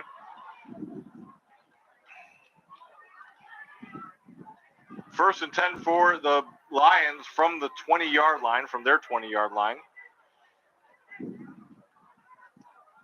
Gives with a handoff along the right side, and he is brought down by 3 Warriors. And they're gonna stop the clock. They're gonna try and get something here before halftime. I think it looked like great penetration there by Luke Watkins in the backfield. Just hard to tell where the ball's going sometimes. They've faked me out even on camera before. So that is Leon-Bluestem's second timeout. And it's a Tampa State Bank timeout. How about those Warrior sponsors? Absolutely. Our Warrior sponsors are Gambino Pizza, Marion Auto Supply, Security First Title Company, and Katie Insurance. Thank you to all of our sponsors for allowing us to bring you MCTV every Friday nights and our county commissioner meetings. That's right. You don't want to miss a county commission meeting. You do not. You know, I have an interesting fact about Nathan that I heard while talking to him probably closer to the beginning of the season. Assuming that he does not get injured during the next 2 games of this season until the end, knock on wood, this will be the first season of any high school sport that he's completed all the way through without getting injured. I think you just jinxed him. Yeah, we don't want Sadie. We all knocked on wood. Hey, I knocked on wood. We all knocked on wood. The Leon-Bluestem player is wrapped up with nowhere to go. It's going to be a loss of 4 yards on the carry. Excellent defense there by Lane Smith to get out to the edge and play his assignment. Good, sound assignment football out of our varsity and our JV team. Alec Richardson's out there. You heard Lane Smith is out there. Quarterback's keeping out along the right side, looking to pass across the middle, and that's going to be intercepted by Brian Wynn. Finds himself with the ball twice in this quarter. He was a little more ready this time. Right. He knew what to do with it, but unfortunately had a tackler in his way, and that'll bring us down to the end of the first half. And that is the end of the first half. We're going to turn it over to Casey for our St. Luke quarterly report. Well, first of all, I don't want to second guess anybody, but why would you call timeout with 26 seconds left in the half when you're down 62-0? You're just prolonging agony. Guys, I'm not sure I've ever really seen anything like this before. Great job by the Marion Warriors. Come out, stay focused, and keep the foot on the pedal, which is what you want to do when you get a big lead. You don't want to coast.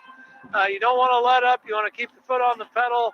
And all I can say is thank God for the run clock in the second half. Amen. Back to you guys. All right, thank you, Casey. So we're gonna see what's happening here. Yeah, we're gonna zoom out here. Our executive producer, Mike Powers, told us he's heading home. He's gonna watch the rest of the game from the comforts of his home. Oh, I wasn't supposed to say that.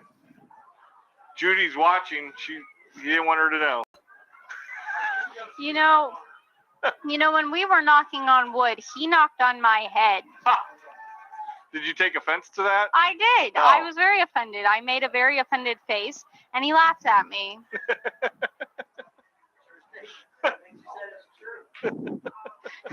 He just verified it, since I know you guys at home can't hear, but... All right, Mike's got to go to his granddaughter's volleyball tournament tomorrow. All right, here we go. We're gonna turn this over to the staff of USD 408. I'm gonna let you listen to the PA announcer. Marion Middle School, Marion High School, maintenance, transportation. Please help us in recognizing the effort and commitment these individuals give to our students on a daily basis. Join me in a round of applause as we say thank you to the staff of USD. Hey, Roby.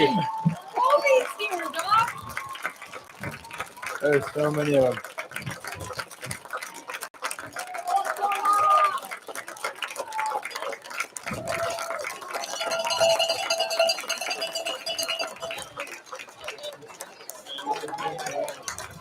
That's your USD 408 staff. There's Austin Murphy. That's what it looks like on the other side of the headset. Oh, they see I got these set off. That's true. That's true. Yeah, because he does the sideline report. All right. We're going to take a break for halftime, and we will be back with you shortly.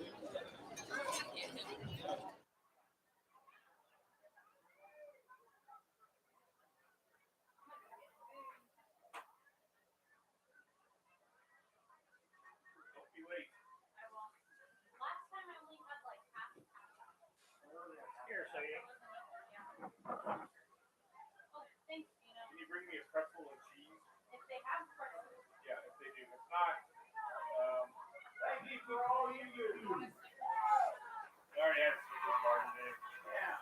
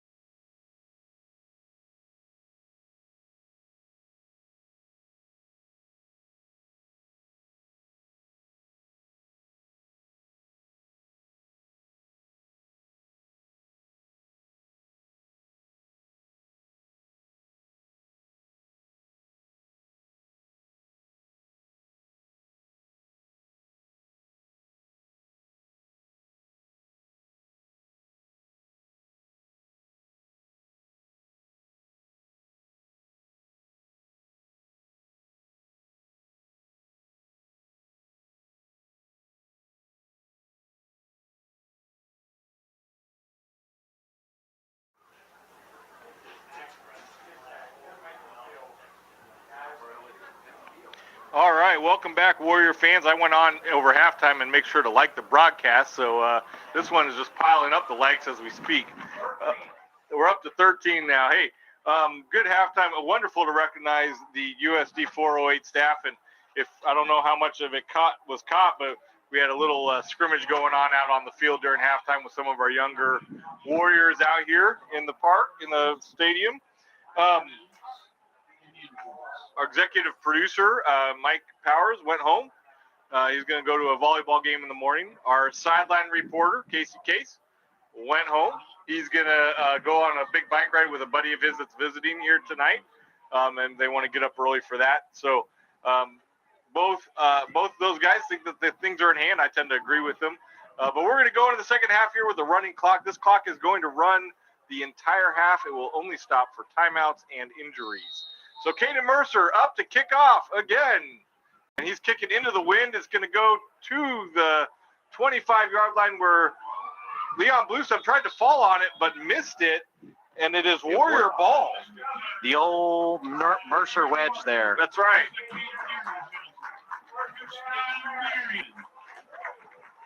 So Caleb Darrow recovers the kickoff on the muff, and it's going to be Warrior ball, 1st and 10 from the 30-yard line. So we're going to see who comes out here on offense to start the half off. I think, yep, I see Jack on the sideline, so we're going to have a new quarterback out there. It might be Caleb Darrow. We're going to see who lines up here. Jonathan Freeze, okay. There was rumors that Caleb Darrow was going to take the snap. Jonathan Freeze in there as the JV quarterback right now. And he's going to hand it off up the middle, and that is taken by Looper for about 7 yards.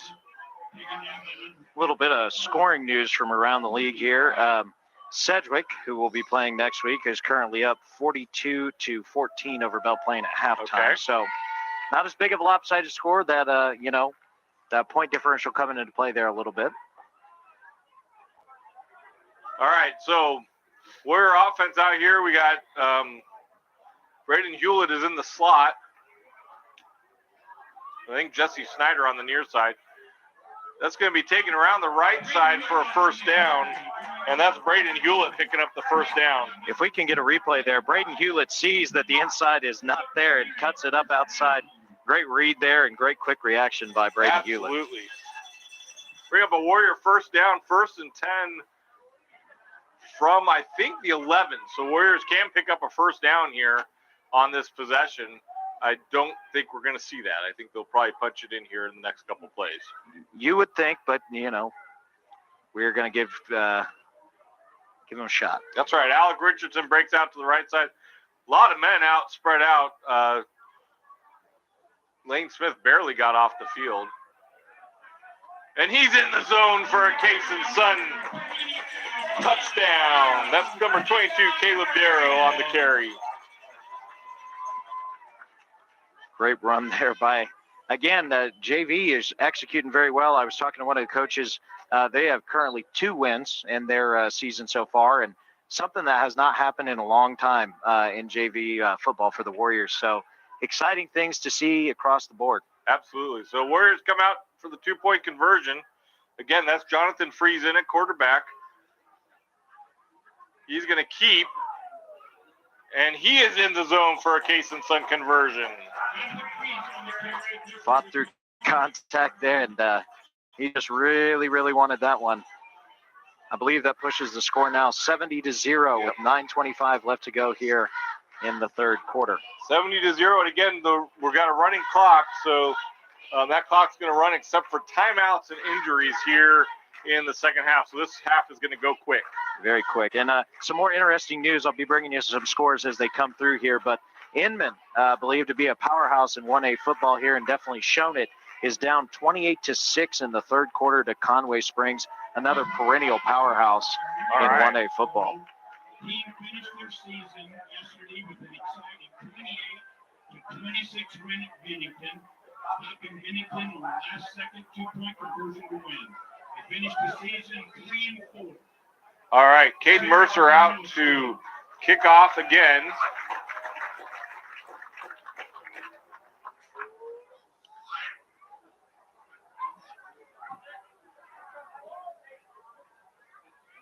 from the 40.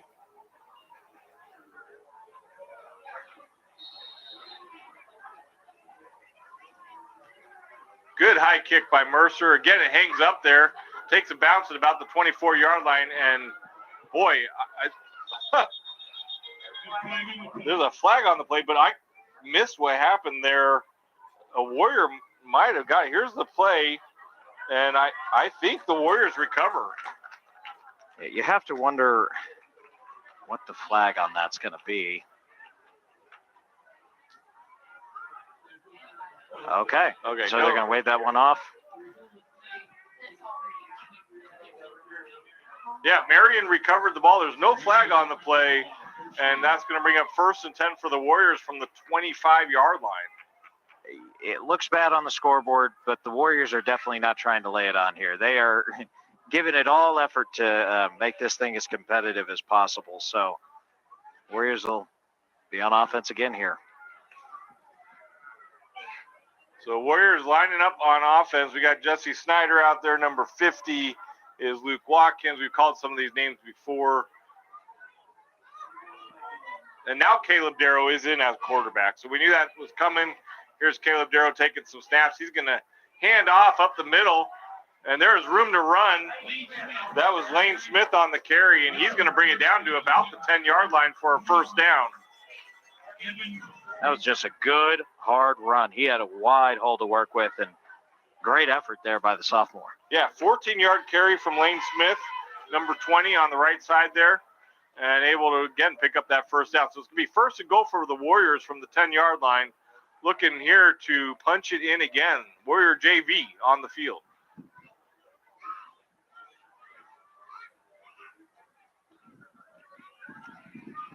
Caleb with the pitch.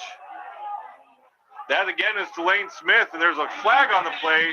Lane does make it in the end zone, but 2 flags come in, and I think this is going to come back. This is going to be holding on number 41. I'm not seeing him in our depth chart here.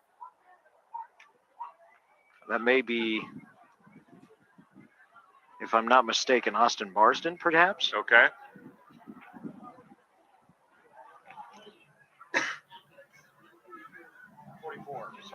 I misread the jersey, so it was Austin Marsden, different number. Okay, so that is a holding penalty. It's going to come back to about the 15-yard line. Warriors will take it over there for 1st and goal from the 15. I also noticed we have, I think we have another college crew out here tonight. They're calling numbers I noticed that on the too. penalties. So the shortage, is a bad thing in a lot of ways, but we're getting some real professional crews out here. That's right. Caleb Darrow takes the snap, and he's going to hand it off to Lane Smith. Ball comes out. It's loose. It's on the ground. It's recovered by Leon-Bluestem.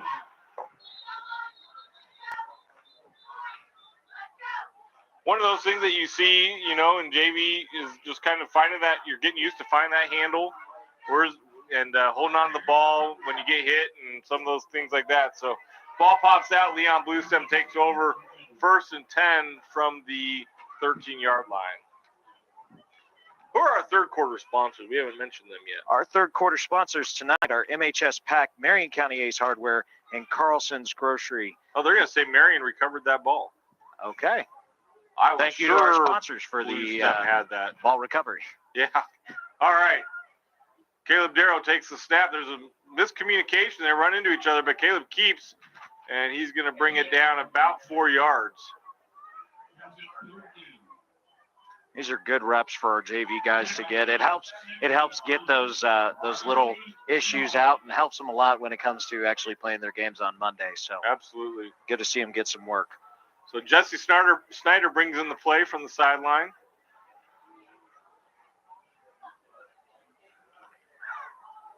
Jesse Snyder, you've seen him in track. He is fast. And plays very, very hard, too. So I'll be excited to see him put on some size as the years go on here.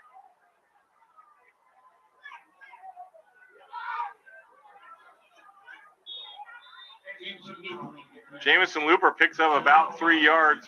We haven't said it in a while, but I think we should remind our listeners, our viewers, just how big Gavin Regier is. I mean, he is huge. He is an absolute – he is a monster beyond his size. That's absolutely He is going to say something to you next time he sees you because he's going to see this broadcast one way or another. Oh, I know. He wanted me to talk about how big he is. No, I think his exact words were, "Don't say I'm skinny on the broadcast." I haven't said that. Well, that's true. All right, Looper carries, and he's going to be brought down short of the end zone. That was 4th down, so Leon-Bluestem is going to take over on downs after not getting the end zone. I think, Austin, that is the first possession that the Warriors have not converted into a touchdown. That would be correct. So good job by Leon-Bluestem there to get the stop, and they will take over on their own. Looks like 3-yard line, 2-yard line. Number that we haven't called out there, 59, that's Brian Burrell. And 62, we've called Braden Blackman. 63 just comes in, that's Landon Bryant. He's a freshman. So JV defense here looking for a stop at the Leon-Bluestem 3-yard line. Man goes in motion for Bluestem. And the quarterback's going to step back to pass. He's going to throw across the middle. And we've seen that pass before. That's completed to number 11, Christian Solis. Talking about some of these freshmen here, I see them through their middle school years and then just one summer, and it looks like somebody put them through a taffy puller and put about 20 pounds of muscle on these guys because I'm like, where'd you grow so much, So it's cool. It's cool to see that evolution.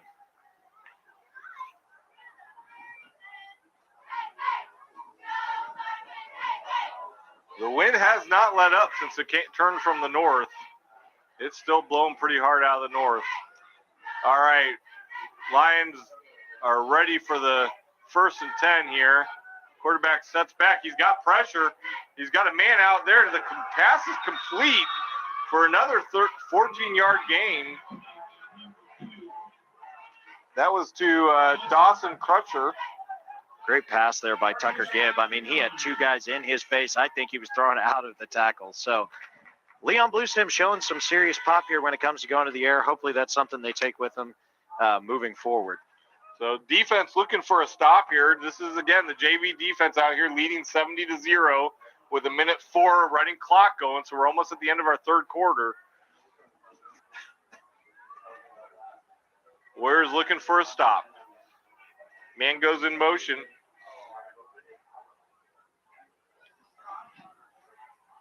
Quarterback drops back. That's Gibb. He's got his man across the middle. It's a little high and just off his fingertips and out of reach. So Alec Richardson was there on coverage and didn't need to make the tackle. Ball was passed just a little too high. Bluestem, looking at their roster here, Bluestem's kind of got a mix. A lot of younger guys, junior, sophomores here on their roster.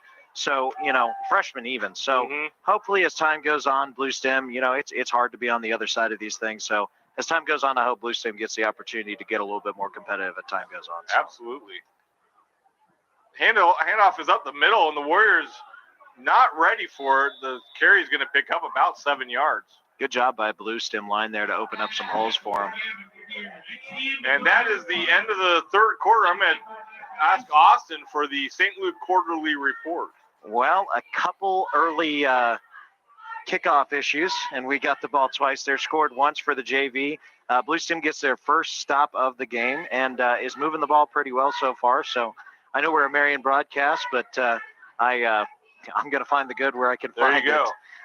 I do want to mention, again, since I went by so quick, our 3rd quarter sponsors, MHS Pack, Marion County Ace Hardware, and Carlson's Grocery, as well as our Warriors sponsors, Gambino Pizza, Marion Auto Supply, Security First Title Company, and KD Insurance. Thank you to all our sponsors for keeping MCTV on the air. Very good. All right, Austin, I'm going to have you interview Sadie Lang as Quade Williams. So, Quade. All right, Quade. Hair's looking fantastic tonight. Thank you. Thank you, bro. You had a big first half. Okay, you were a dominating presence up the middle. Have been all year. What are your thoughts on the ball game? I think it's going really well. I think we're coming out here. We're coming in strong. We're coming in hard. We're just not letting them have anything, and I think that's really important. I think that's a really good thing, and I think it's just been a really good game. Woo! Good job, Quade. Have a good night. Thank you, Sadie. That was great. All right. field flips on the start of the new quarter. Quarterback's going to keep it. He's going to come and pick up the first down here at the 42-yard line. So Gibbs picks up the first down. Good hard run there. All right, so Bluestem is moving the ball. Warrior JV defense on the field looking for a stop here. We've called most of these numbers now, I think. Oh, no, we haven't called that number. We're on the near side here. Number 6, Wyatt Soyas out on the field. Wyatt's another one of our freshmen. All right, play's going to go to the far side. Gibbs going to keep. He thinks he's going to break it, but he is brought down at about the 49-yard line, so just short of the 50. It's going to bring up 2nd and 2. Looked like the Warriors were playing really sound assignment football there. It's just the difference between a sophomore and a freshman versus a junior and a senior in some of these cases. I mean, the big differences come in the weight room, it seems. So yeah. Absolutely. Physically, the Warriors are right here in it. 10:45 left to go here. Warriors 70-0 in the fourth quarter. Again, we're on a running clock here, so it's not going to stop except for timeouts and injuries, which we don't want to see any injuries.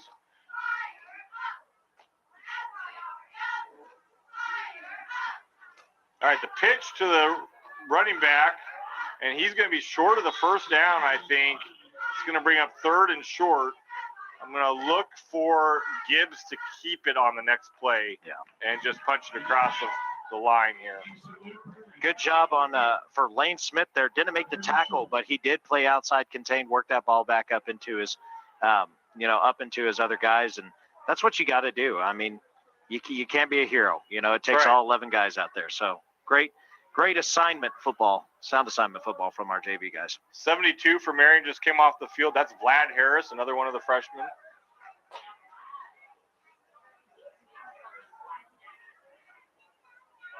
Warriors adjust.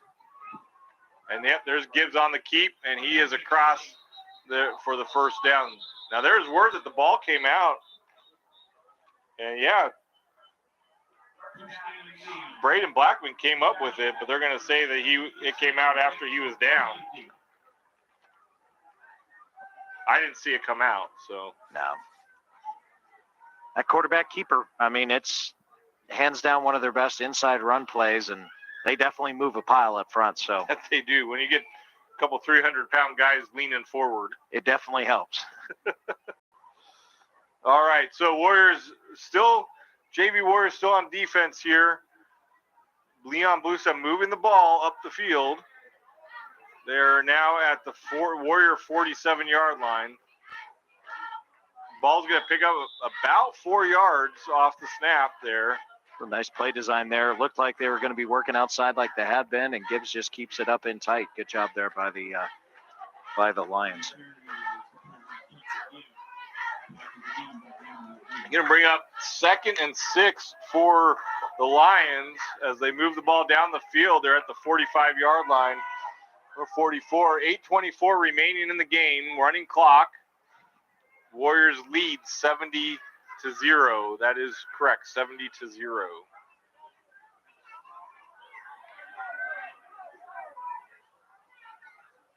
There's the handoff. It's a delayed handoff. And great tackle there. I think that was Gavin Regier, mighty. The gigantic Gavin Regier. He's huge. He's huge. He plays well beyond his size, I'll tell you that much. So good job by Gavin Regier there. Poor Gavin. I hope he still likes us after this broadcast, because he's going to love this. We're talking him up, That's so. right. Building him up. We'll see how he feels about it. I might have to play messenger if I see him at school. Chris, you tell us how he feels about it.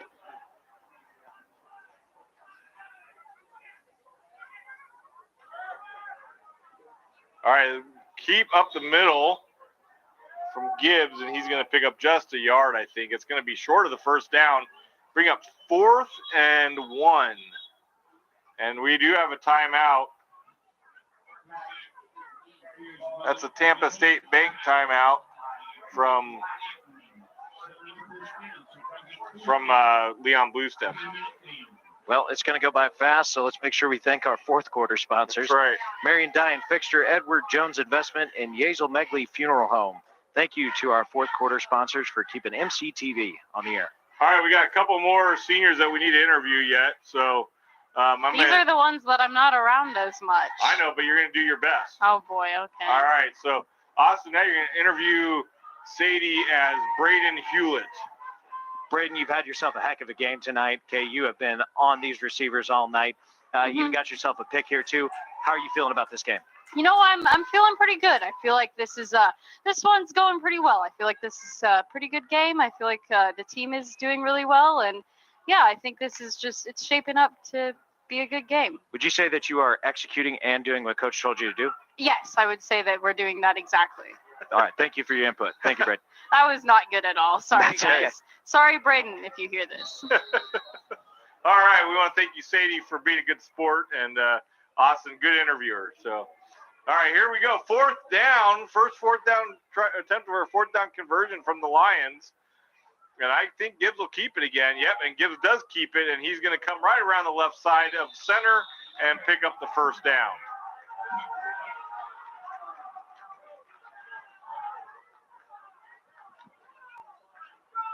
Let's see where they'll spot the They ball. gave him a very good spot. The Warrior coaches believe that he did not make it. They're gonna stop the clock for a timeout for a measurement.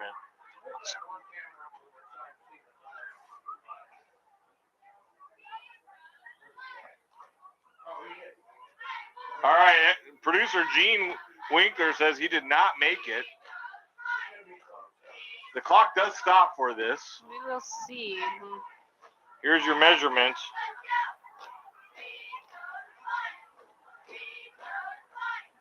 They're going to be short. Oh. Oh, it looks like it's right on it.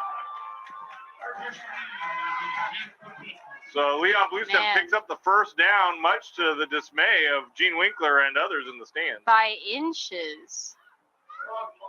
You were close. You had half a football. I'll give you this, Gino. It looks like it. So Leon-Bluestem gets a new set of downs here at the 38-yard line, the Warrior 38-yard line. 6:22 remaining in the half. We're with a running clock, so this is the fourth quarter. Again, Warriors pack the box. Man is in motion. Gibbs with the pitch, and he's going to pitch again. And he's looking to run around the right side. There might have been a hold there on the far side that didn't get called. If not, it was just really good blocking. And he's going to pick up a grip of yards there.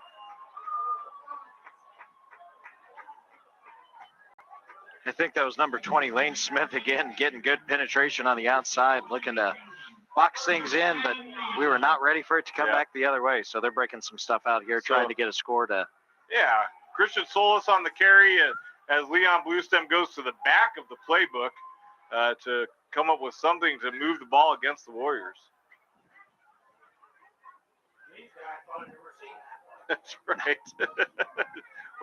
Gene says, we've probably never seen that play before. We have now. All right. Gibbs is under center. Warriors show blitz. They want to get into the backfield on this one. Man breaks out wide. Gibbs is going to keep. He's going to come to the near side, and he's going to just dare anybody to tackle him, and he is in the zone. So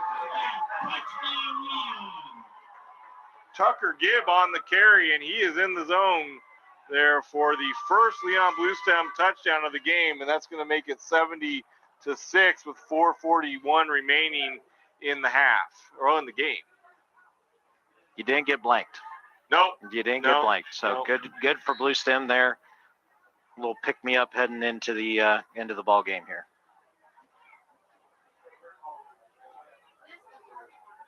Yep.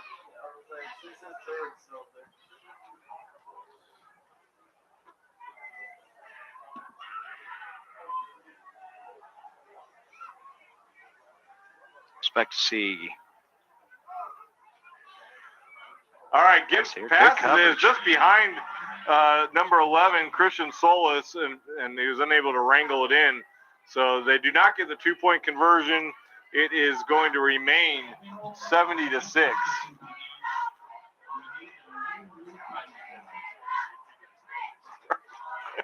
Warriors up 70-6 heading into the last bit of the fourth quarter here. Looks like the JV boys are going to get an opportunity to maybe drive the ball down and get another score here. That's right. So the clock continues to run, though, so they're going to have to be quick about it. 100%. This will be the second kickoff of the game for Leon-Bluestem. Definitely a lopsided story here tonight. Hopefully the Warriors take this as a, this will not be Sedgwick.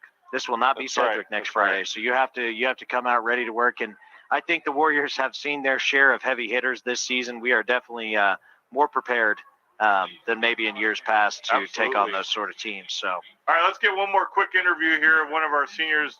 Austin Murphy, you are interviewing Sadie as Colby Lawler. I would like to say beforehand, I have spoken to Colby like 3 times. Okay, Colby. So that first half there, you got a nice little swing pass out there, got a score. How does it feel to score at your last home game?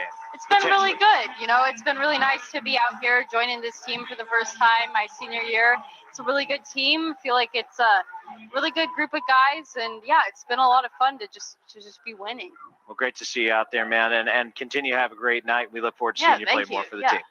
All right, good job, Sadie. Impersonating our seniors. Well done, you. Those last few were not as good, but thank you.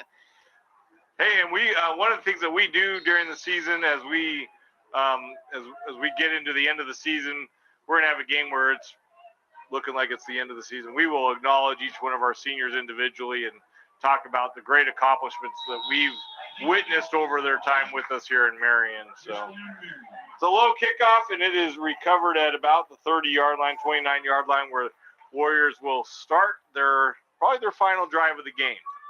1:45 left to go here on the clock. Clock is running. Warriors do have 3 timeouts. I don't imagine they'll use those just for the sake of sportsmanship, but we'll be interested to see what the JV comes out with here. So Caleb Darrow is your quarterback. He's going to come out. He's going to call up the play.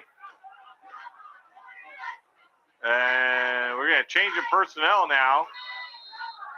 Landon Bryant comes onto the field, replacing Gavin Regier. Gigantic Gavin Regier.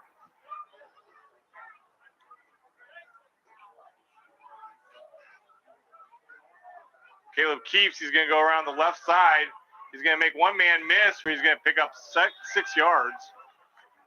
Good carry by Caleb Darrow. Looked like he kind of got a little more there, just kind of ran into his own guy. So less than a minute to go here. JV trying to get another score in if possible. Austin Marsden comes on the field, as I believe Jesse Snyder comes off.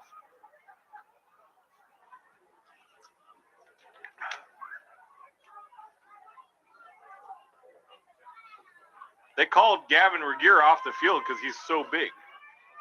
Too big, in Too fact. big for this drive. Little keeper up the middle. I don't imagine JV's trying to score here. I think we're just running. Yeah. Just running. The clock's going to run out here after that play. That's going to probably be the end of the game. Well, before this fourth quarter's out, let me give you our fourth quarter sponsors again. Our fourth quarter sponsors are Marion Dye and Fixture, Edward Jones Investment, and Yezel Megley Funeral Home. And our Warrior sponsors are Gambino Pizza, Marion Auto Supply, Security First Title Company, and Katie Insurance. All right, that is going to be the end of the game. We're not going to have any interviews down on the field today. Your final thoughts, Austin? Well, this is kind of what the Warriors were expecting. Maybe not this big, but good luck to Leon-Bluestem moving forward. I think they have a young team that they can work with and become more competitive with as time goes on. Warriors have a big matchup next week against Sedgwick for their first attempt at a district title since 2014. So the Warriors definitely, the tough run is not over yet. We expect to see them go a lot further here moving forward. Yeah, so Warriors, like I said, they've kind of had a stretch of some games where they've been able to score at will, at least starting off. So Bell Plain, and then Council Grove, and then here against Bluestem. And they will be tested next week against Sedgwick. They're going to need to take this week to prepare mentally, physically, and get ready to go down to Sedgwick, which is a tough place to play. We've been there before. We've played down there before, and look forward to that game. I think that's going to be a fun game to broadcast, and hope that the viewers that are joining us tonight will be able to join us next week for that game. Any other thoughts? If you can't join us in person, please do tune in next Friday to mctv20 live. This is not just another Week 8 ball game. Your Warriors will be competing for a district championship. So Warriors are already competing for a big prize and many more to come. So looking forward to seeing the rest of the season. Very good. Sadie, anything to say? I don't think so. I think you guys summed it up pretty well. All right, and big Christopher Berry, anything to say? He shook his head no. He does not like talking on camera. All right, hey, we want to thank you all for joining us tonight for this broadcast. We hope that you have a great weekend, and we want to say good night to Mike Powers wherever you are. Good night.